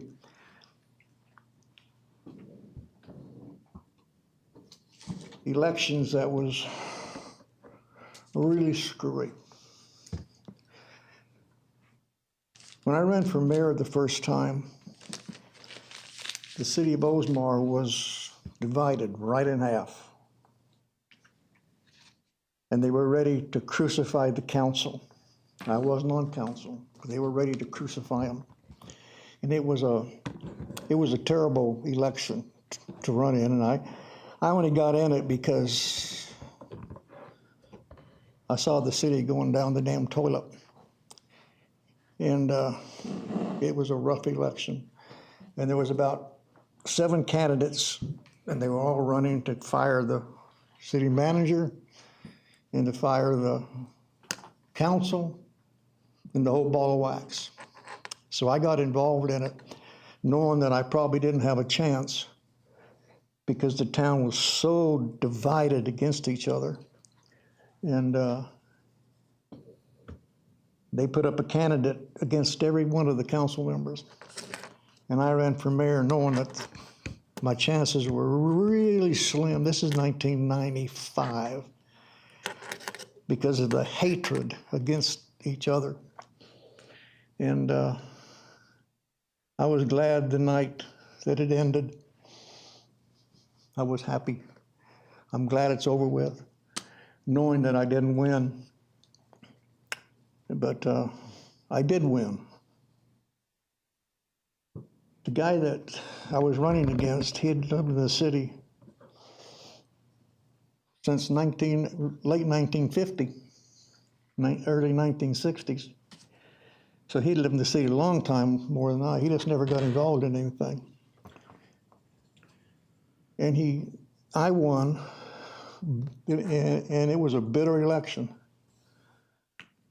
And he sold his house and moved out of town immediately. That was a hard election. And we've had good elections after that, but there's been some things on this one that's been a little disturbing to me. And I had 3 people from 3 different communities validate how I feel. Because I felt like, it seems like I'm being, there's forces to get rid of me.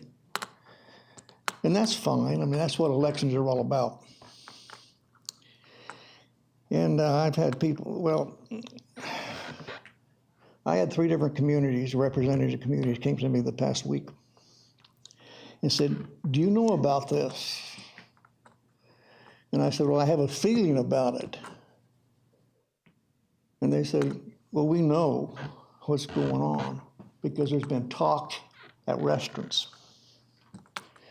And I know there was one candidate that was going to run against me, and then somebody talked to him and whatever, and then that was changed. And that's to be expected, to have competition. I mean, that doesn't bother me. But they said that it bothered them in their communities. And I've had 3 different communities that told me that they're going to go door to door for me if I will do something, because they didn't like what they were hearing. And after listening to them, they gave me a 4 pages that was both signed like a petition for me to run for mayor. And they said, we want to talk to you about that. because they didn't like what was going on. And I really don't know what was going on, but I know something was going on. Now, I feel that, okay, and that's fine. See, I had a city clerk and a city attorney. I can fight that. They want to play a game with me, I'll play a game. They tried to get me impeached. Well, they all got fired, and I'm still here. So I told them that I would consider their request, because they want me to meet with the other representatives, and I said, I'll meet with you. So tonight I'm announcing that I'm running for city council. I am running for a city council seat. And I'll consider talking to these 3 or 4 different groups.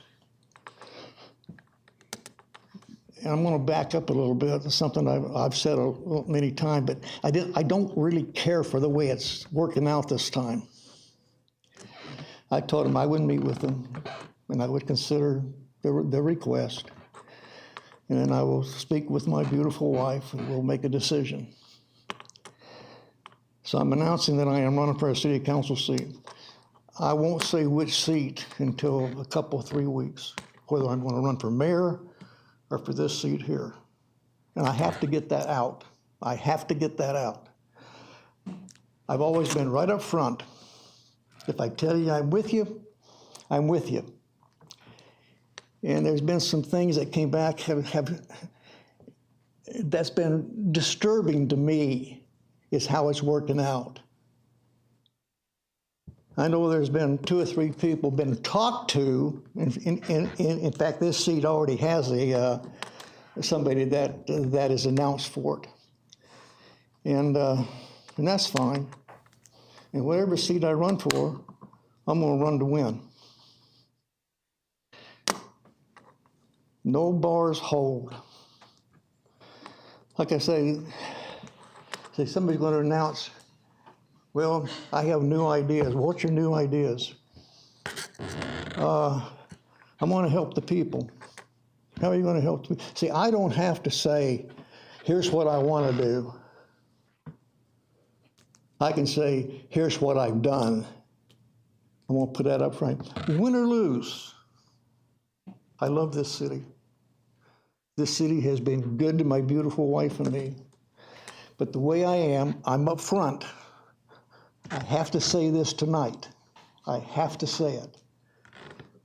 Or I won't be able to live with myself. So if I decide to run for mayor, which is probably a longer shot, but I am going to run for a city council seat. And I'll make my announcement which one it is in 2 or 3 weeks. And thank you for who you are. And I think to your point, and I appreciate your input, I think we've all probably been approached, and when we've run, have approached existing council members and asked for their input and advice. And I always encourage whoever I've talked to run. That's their right, win or lose. That is their right. We've all been in that position. Of course, we always like it when we're unopposed. Those are always the best kind of elections. But and let me say that. Let me rephrase that a second. I will tell people to run as long as they don't have an agenda that is detrimental to this And city. I agree with you, but this time I got a feeling that there's another agenda out there. And I don't know anything about that, but as long as this isn't something, and they're entitled to their opinion, but I think that's the one thing that makes us a strong and great city, is that I think we all have the best interest of the city at heart. We might have our own opinions and we might differ on votes at times, but I think our main objective is that we all have the same opinion of this city, that we want the best for it and our residents more so than anything, and our businesses and things like that. So I always encourage anybody to run, as long as they're doing it for a productive reason, not a destructive reason. I totally agree with you, but I don't like games. Yeah, I don't know anything about that, but so, okay. Councilmember McGee. A few things. Thank you for approving the August absence. So that's our That was a annual tough Cisco No GSX problem. conference in Las Vegas. So I'll be gone Sunday to Thursday. Can I go? I would love to trade. I actually do not like Vegas. It's exhausting. With 19,999 of your coworkers. Yeah. So it's a lot of work. So, and Tom, thank you for the prayer for Stephen and his family and the city. I thought that was beautiful. And I feel for all of the city staff, especially those that work with Stephen on a daily basis.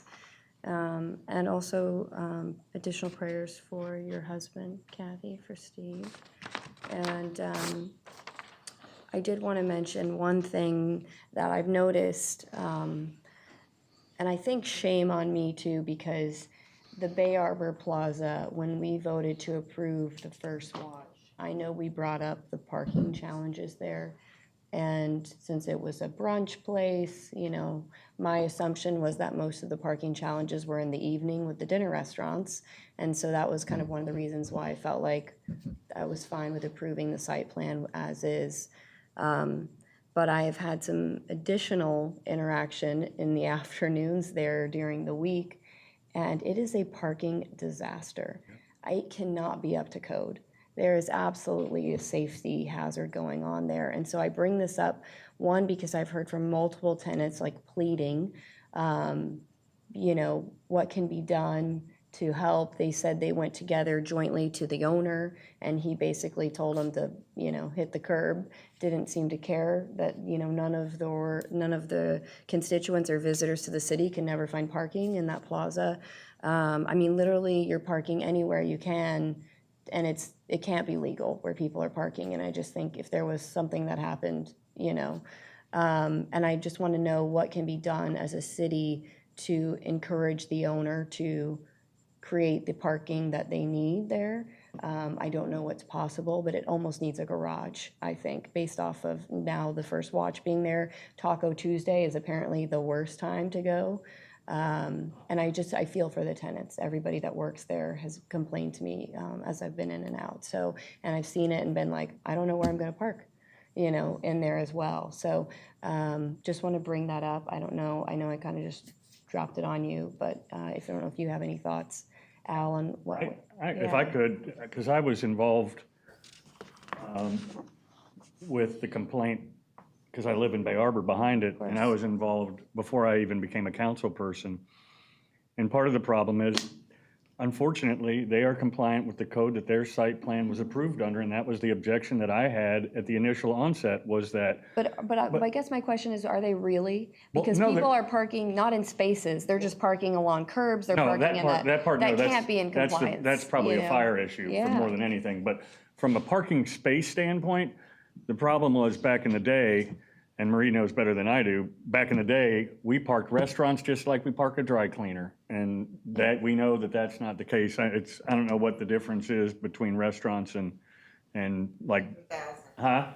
10,000. as opposed to what for like a dry cleaner. One, yeah. Yeah, I mean, so that has been the biggest problem, which is why Bay Arbor, before, again, I was on council, requested no parking signs along our boulevard because we were afraid that they were going to do that. I was approached by Roniker, I don't think he was mayor or not, but about maybe, is there anything that I knew of that we could do? And I mean, maybe a shuttle service, I don't know, you know, and like it's if- going to require the tenants to really get, that's an internal issue, really. I mean, other than the park. If we had, say, Tom or someone go over there during a Tuesday afternoon, what can we do to the owner from a fire compliance standpoint? A safety standpoint, we might have a leg to stand on, because I'm telling you, people are parked everywhere and They it's are not everywhere. safe. They're at the end of, You know. they're the end caps, they're all over the place. And after the tenants told me how they went to the owner jointly and he basically told them, and different people told me, he told them he didn't care or wasn't gonna do anything about it, I feel like now we need to get a little bit more. Yeah. But we can do something by code enforcement. Yeah. If they're not, I don't think we can do anything else with the owners. I just didn't know if maybe a shuttle service from the Ross Plaza. That's I mean, on them.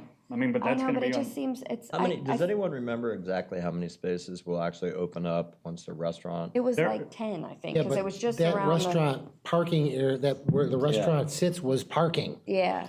I think once the restaurant opens up, I think it's gonna relieve a little bit, because I'm in there all the time. Yeah. And it is kind of crazy, I agree with you, but I think once that restaurant First Watch opens, I think with the traffic flow, it's gonna be a little bit I'd at better. least like to see The fire maybe department can go in the there. fire chief go over there on a Tuesday anybody afternoon parking and see wrong, the parking. Hold on, one person at a time. No, go ahead, sorry. No, that's all right. I've already made my point. I'm just. Well, I just said they can go in there, and anybody that's parking illegally, they can give them a ticket or tow it I off. mean, it's not necessarily fair even to the, you know what I mean? Like, it's unfair to the visitors because they're coming there and there's literally no other place to park. I mean, where, Maybe we document how many times. yeah, I and mean, I took a few pictures I can share and with if they don't Al. correct it, That when I parked, well, the first time I noticed it, when I was there, I took a few pictures because I said, this is absolutely absurd. crazy and it can't be safe. Well, we tried to work an agreement at one point with Astor Products, which is across the Bay Arbor, to see if, for employees only, we'd made no progress with that back in the day. I know at one point, employees were parking in the Duke Energy power line by Chicks. That, I guess, got ixnayed by Duke or somebody. The recommendation that I made, which is an expensive one, is to put a parking deck on top of their stormwater pond back there. It's not cheap, but you could do it just like you build a parking deck with prefab slabs and columns to support them. I don't know how many you could accommodate there, but there have been suggestions for a couple solutions, and if the owner, that's on him. We need to send a letter or do something around compliance to force his hand From a a little compliance bit. standpoint, but, he's the one that's entering into these agreements with, well, we kind of had the same problem at the I movie just theater. don't, what I hate to see is if they make it so difficult that then a tenant decides to leave and now we've lost a business because, you know what I mean? Like, and I feel a little bit, like I said, shame on me for not recognizing that, I realized I brought it up about the First Watch building because I even have parked in that spot before, but I thought, well, it's just brunch. But what I realized is the afternoon is the worst of all. Well, and I brought this up back then. It's first watch today, but in 2 years, it could be, Yeah, a full-time day, night. Al's yeah. Pizza, in 24 hours a day, and, it doesn't necessarily mean that that's what's going to be in there, so. Okay. Well, that's Tom, do you got really- you got any thoughts on that about end cap parking and things like that? Might shed some light tonight on it as to how that works. I know if they're striped yellow, it's a fire lane, but I don't know how. Yeah, if we have any problem with parking. Name and title for the record. Tom Brennan, interim fire chief. Just wanted to say I know. Well, First Watch, they are taking probably 15, 20 spaces right now because of construction. Right. So once construction is done, you're going to get those spaces back. So that's going to be an improvement right there. Now, if there's any violation where the vehicles are parking, I have to get with Cindy, we'll have to go out there and evaluate the situation together because they're the authority to write the tickets. Yeah. So, I mean, I don't know if there's any no parking signs, and I hate to inconvenience these people that are literally just trying to use one of They're our trying to get a businesses. sandwich, But yeah. I just think we need to take a look at it because we can't. I agree with you, but I think we probably need to wait the First Watch. Oh, absolutely. Wait till And first part of the watch. reason why is because I think what you see happening now, a lot of people making do Yeah. because I of the hope construction going on. And I wouldn't want to make it worse for the tenants. No, I know, but it does need to be safe. I mean, I would at least just say maybe take a look and. From a safety concern, and maybe it's something that we document once they open over a period of time of the things that Yeah. we're seeing And I out did there. take a few pictures. I do have some, so. And I've been through there. I've been through there sometimes at 11:30, 12 o'clock. There's spots, but they're way in the back, and people don't necessarily want to walk. But yeah, they're way in the back, but I can periodically do some checks on the area and see what's going on. If I have an issue, I'll call Cindy and we can Yeah, I mean, if you resolve had to it. get a fire truck in there on a Tuesday afternoon, I don't think you could get. It'd be through tight, that. I know. It would be very tight. It would be difficult. So that's. And I the don't know if you concern there. typically would yellow curb the end caps just for fire safety. I mean, maybe that's something that we probably could look at. Yeah. That would be a code issue. That would then. Have to give Maria that one. Yeah. Right? Well, it goes back, we had the same problem over here with that restaurant where the hotels are. Oh, that's because that was parked all the same they weren't parked as restaurants. So maybe the planning department and then the city council can look at that and change the codes somehow or reevaluate the whole thing. Well, the problem is their codes have been reevaluated, but their site plan that they were approved under is under the old code, and you can't. I know, but anything else that comes in. Yeah, certainly parking. Well, and that First Watch fell under the original site plan Yeah, because there was it something did. proposed there. Yeah. Another bank end cap or something like that. And I want to know why I don't have a lightning hat. Thank you, You want Tom. this gross thing? I bought one at the store. They have these things called stores that sell this stuff. That's all I have. Well, maybe they'll give you a jersey when we open the rink. Al, Sir? Oh, here we go. You're Shirts. that's right. He wants council Tell them. He's probably already got it built into the, did you check the Well, license agreement? He's writing, so he has them. We want lightning shirts that has the word Oldsmar on it. How's that? I like it. Or caps with Oldsmar on it. How's that? Each one of the council members, whoever else wants one. Yes, we can do it. We did it with a Little League. I love it. I wear that old It worked Little with the League shirt Little all League. the time.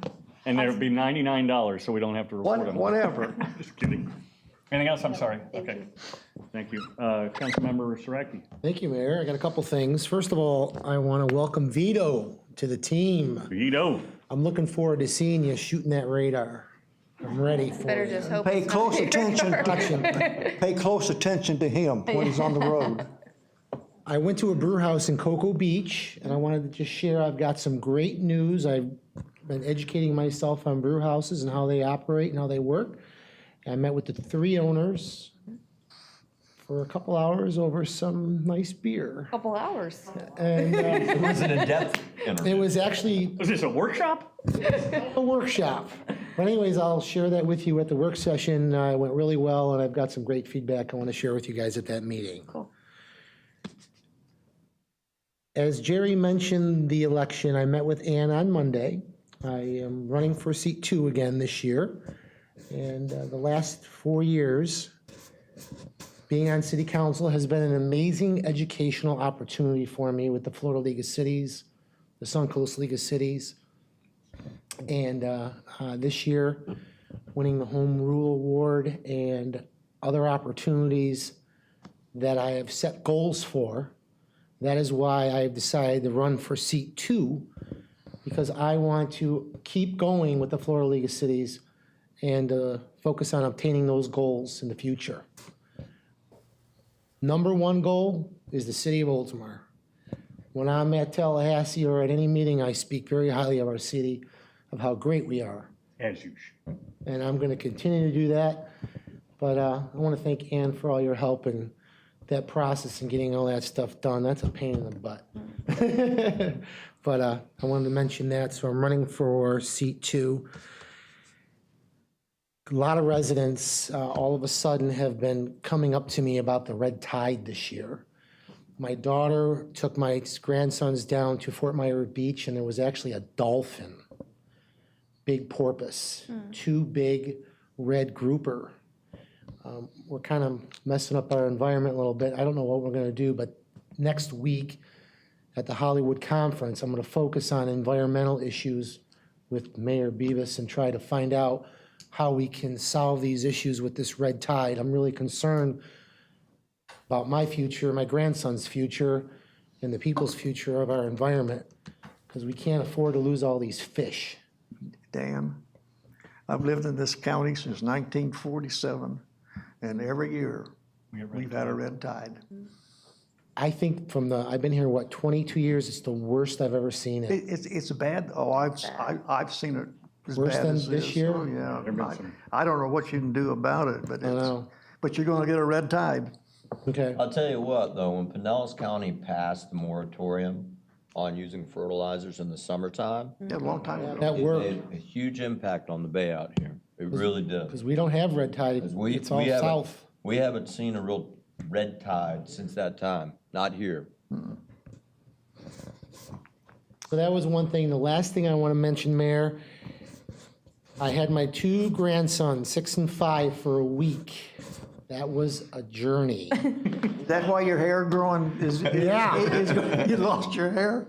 Well, the dinner, the breakfast, getting them off to summer camp, which what I want to mention, Chip, Felicia, and especially Leonard. Day 1, Monday morning, they go in there. I pick them up. They hated it.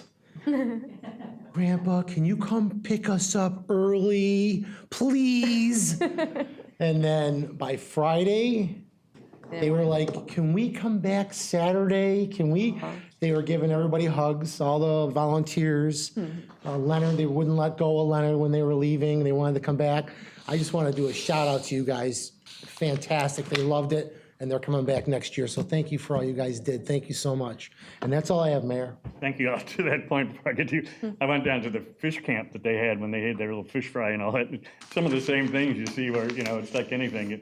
The first day they hate it and hate it and hate it, but by the end, our city staff does a really good job making the kids feel really at home in the city, so. They do a great job. I'm just gonna give them my kids permanently, so. I'll pick them up when they're 18. Yep, Mr. Vice Mayor. Thank you, Mr. Mayor. I do have a few things. Obviously, our thoughts and prayers, not only to the family, but the staff, with losing Stephen. You never know what's going on with someone, but it reminds you of how work can be a work family too. And so anyhow, just wanted to make a point of mentioning that. I also want to recognize Planning and Redevelopment again for the Star Award that we got. Sometimes that devil of the detail, we underestimate the impact of it. And I recall the email that we all got from one of the residents who lived Golair, I think. in Golair, just commenting about how much easier that made her life. And so, kudos to the department and everyone who was involved in it, because it makes a difference. And I'm going to touch on something Jerry brought up. And the mayor, I couldn't agree with the mayor more in the sense that,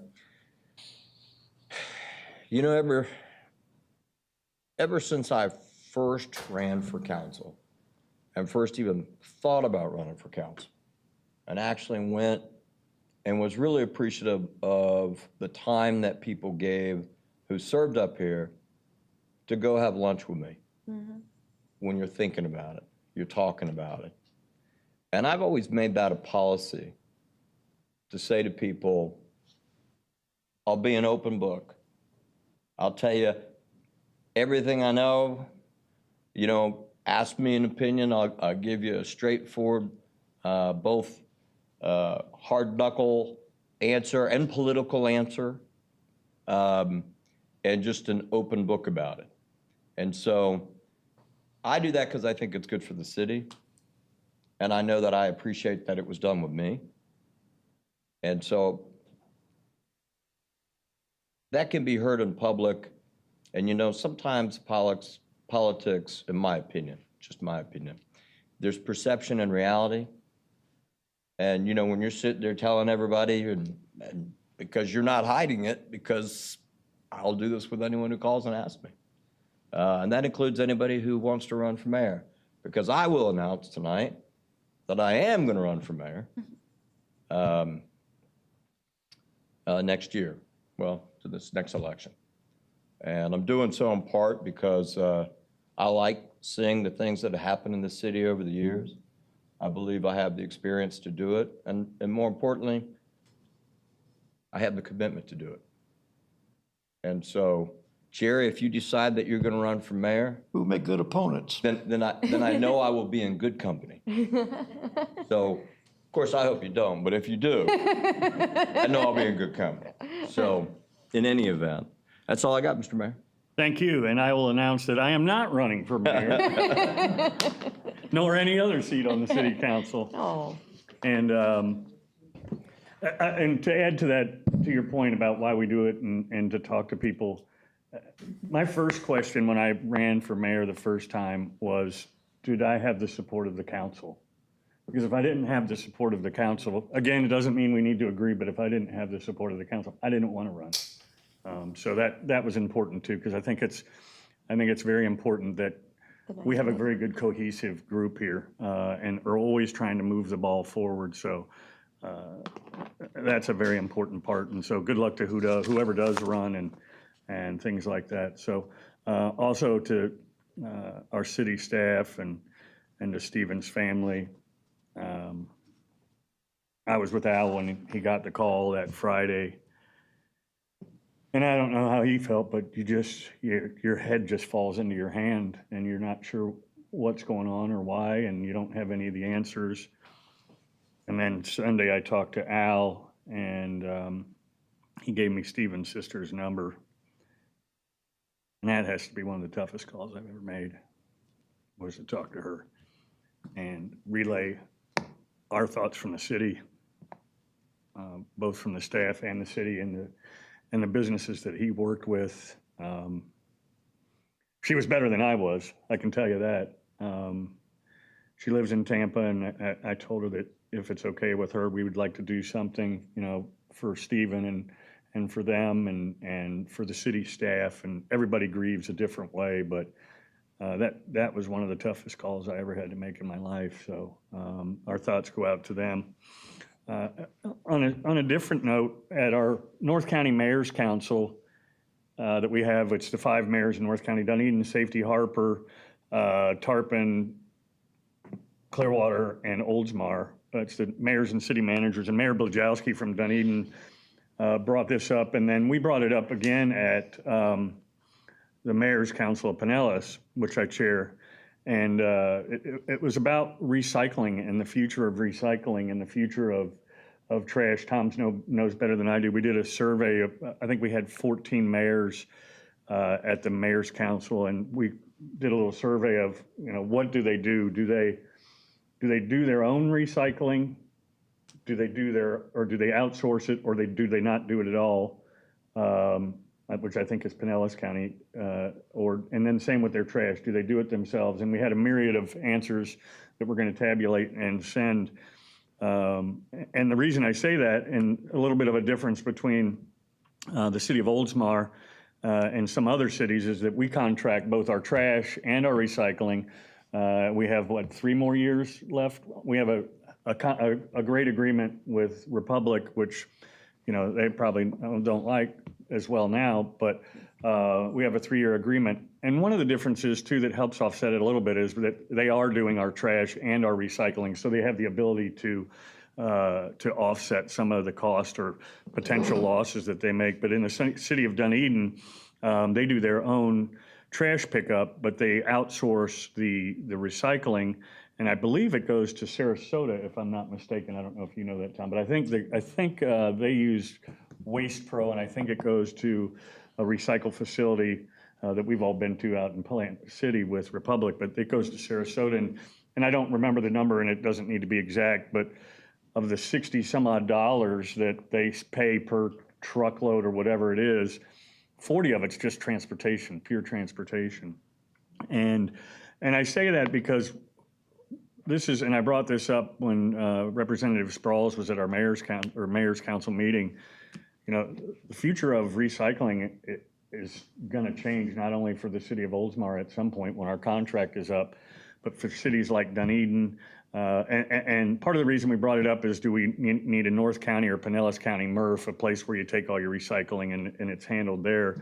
But given the current situation in China, which of course that could change, in China and the commodities market, for them to be able to make money, and they're not buying, I think it was effective January of this year, I think they did it, that they no longer are buying a lot of the recycled material, the plastics, and so it's a problem. And I brought this up to Representative Sprouls that, this is something that's going to affect not just our state, but the country as a whole. Fast forward that a little bit, that was on last Wednesday, and I can't remember which one of those news programs it was over the weekend, 2020 or 60 Minutes or one of them. There was a story about recycling and the problem that the China situation is posing to us and our residents. And while it feels good to recycle, because we take this and we put it in our pretty blue bin and we roll it out to the curb, and, it makes us feel really good. I don't know if it's a great answer anymore. I think that the age of recycling, when it first started, was when we used to take these in our gallon milk jugs and our laundry detergent, and they just went straight into the landfill in this current state. And I talked to Representative Sprouls and Kathleen Peterson and Ahern, who was at the luncheon. And I think what we have in Pinellas County, the waste to energy thing is more common than not in the state. And, so now instead of taking this and putting it in the landfill, it gets burned and generates energy, and it gets converted to ash, which is, a percentage of the volume that it used to take, and it's producing energy. And whatever program I was watching, it talked about, and I posted this on Facebook. I sent out the link. Yeah, plastic China. Wow, what an eye opener! That because we feel good that we put this. My point is, there's got to be a different solution to this problem, and it's a bigger solution than just the city of Oldsmar. But when you look at the conditions, it's about a 30-minute documentary that I watched. I have the link to it, but it's awful.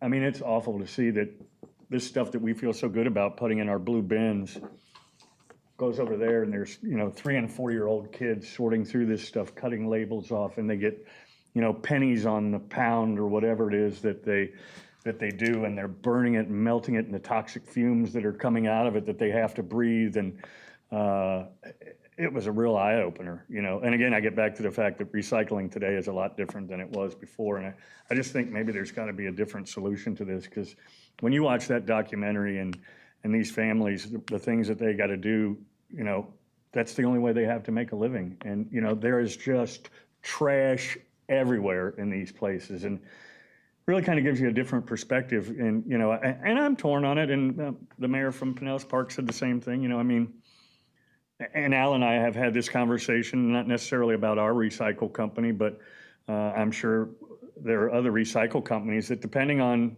what the commodity is trading at, your recycle stuff's probably going to the waste energy plant anyway and getting burned, because either it's contaminated, that they feel that it's contaminated and if not cost effective to recycle it, or the commodity isn't there, and instead of taking ours goes to Plant City. So anyway, if you get a chance to watch it, it's a pretty interesting thing. On that, I would just add, I don't know if it's Switzerland or Sweden, but obviously it's a pretty progressive European country that they actually have their largest bins that they provide to residents. That is a compost bin, and then the middle one is the recycling, and then the smallest is the trash. And I think they charge them based off of weight of trash. So when you start hitting your resident's wallet, it enforces change. That is obviously better for the environment. So there are other better ways that other countries are doing it, and we're just not.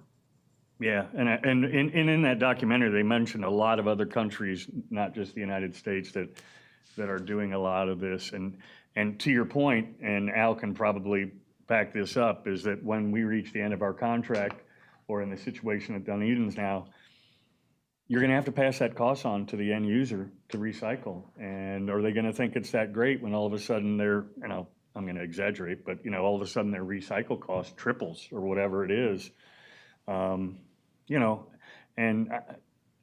my neighbor she's got everything in that recycle bin, and that contaminates the thing. But is it that bad of an alternative if it's generating energy, which that's going to probably go away? Do you have any idea on that? I don't know if you do. The Duke Energy, that's like a 3 or 4 year contract that Duke Energy is paying Pinellas County, I think, like $40 million to generate energy. Well, Duke Energy has found alternative ways to generate energy a hell of a lot cheaper than they're paying $40 million. I mean, solar array fields that they're building out in these fields is a heck of a lot cleaner and cheaper way, to do it. So that $40 million contract that the county has is going to either go away or get revisited, that's for sure. So good point. At any rate, so it's definitely something that really needs to be revisited on a much bigger level than we have. And again, this gets back to the old home rule, and the conversation I had with Representative Sprouls is, it's funny how cities sometimes want home rule, but then other times they would like the state to step in and help regulate some of these things that, and I say this a lot of times at some of our meetings. Sometimes it's great that Pinellas has 24 cities in it, but other times I think there's opportunities, and this might be one, that if you had a county-wide trash and recycle program where we're not duplicating efforts and we don't have cost associated with 24 different cities plus the county to do it. And I say that because they had what was that thing called, Al, where it was the master plan for Pinellas County, and a countywide MRF is part of it, but it's probably down the road. I know the city manager from Dunedin was there. We talked about it at the breakfast, but is it maybe a little more urgency on parts of that countywide master plan to do that? So I know Clearwater has said there might be some opportunity in something that they're doing over by Bright House Spectrum Field, that they're putting something over there, and they may have some additional capacity. I don't know where that's going to go, if it goes anywhere, but anyway, it's a little long-winded, but it really kind of, when you watch that, it really gives you a different perspective on. To watch it, yeah. Yeah, just to see, just because we put it in a blue bin and it makes us feel good that, you know, we recycle a lot, the downside, you know, and they're showing these massive cargo ships with all these containers on them. I'm thinking, that damn thing is just full of trash, I bet, you know, or we're sending them to these third world countries that nobody cares about. And so anyway, it's definitely worth the watch. Anything else, Al? You got anything? Any closing moments, Mr. Hat Trick? No, sir. Ann? No, nothing. Tom? No, thank you. Thoughts with Steve? I know you said that everything went well, so continued success. I saw the picture. He looked chipper. He looked like he was pissed that he wasn't out fishing or something. So, but share our thoughts with him and your family, and your son-in-law as well, who continues to be waiting. So And a baby on the way. Grandbaby on the way. what? Baby. Yeah. A girl? Yeah. Yes. You're holding out. Our son in Boston. Oh yeah, awesome. That's Gonna so name him exciting. Beavis? Oh, wow. Gotta make I don't think I have so. no response. maybe Vito. It's a girl. Oh, it's a girl. Yeah, Vita. Where was I at the other day? I was at something. Oh, I was at the Great American Teach-In. Were you there with me this year? I don't know, but the kids were saying their names. Oh no, it was the softball. Remember at the first pitch for Yes. Little League? Yeah. And they're rattling off these kids' name, and I'm like, wow, that makes Doug and Eric and Dan and Jerry seem like such boring names. They had such cool names as compared to. I'm really kind of mad at my mom right now. Anyway, if there's nothing else,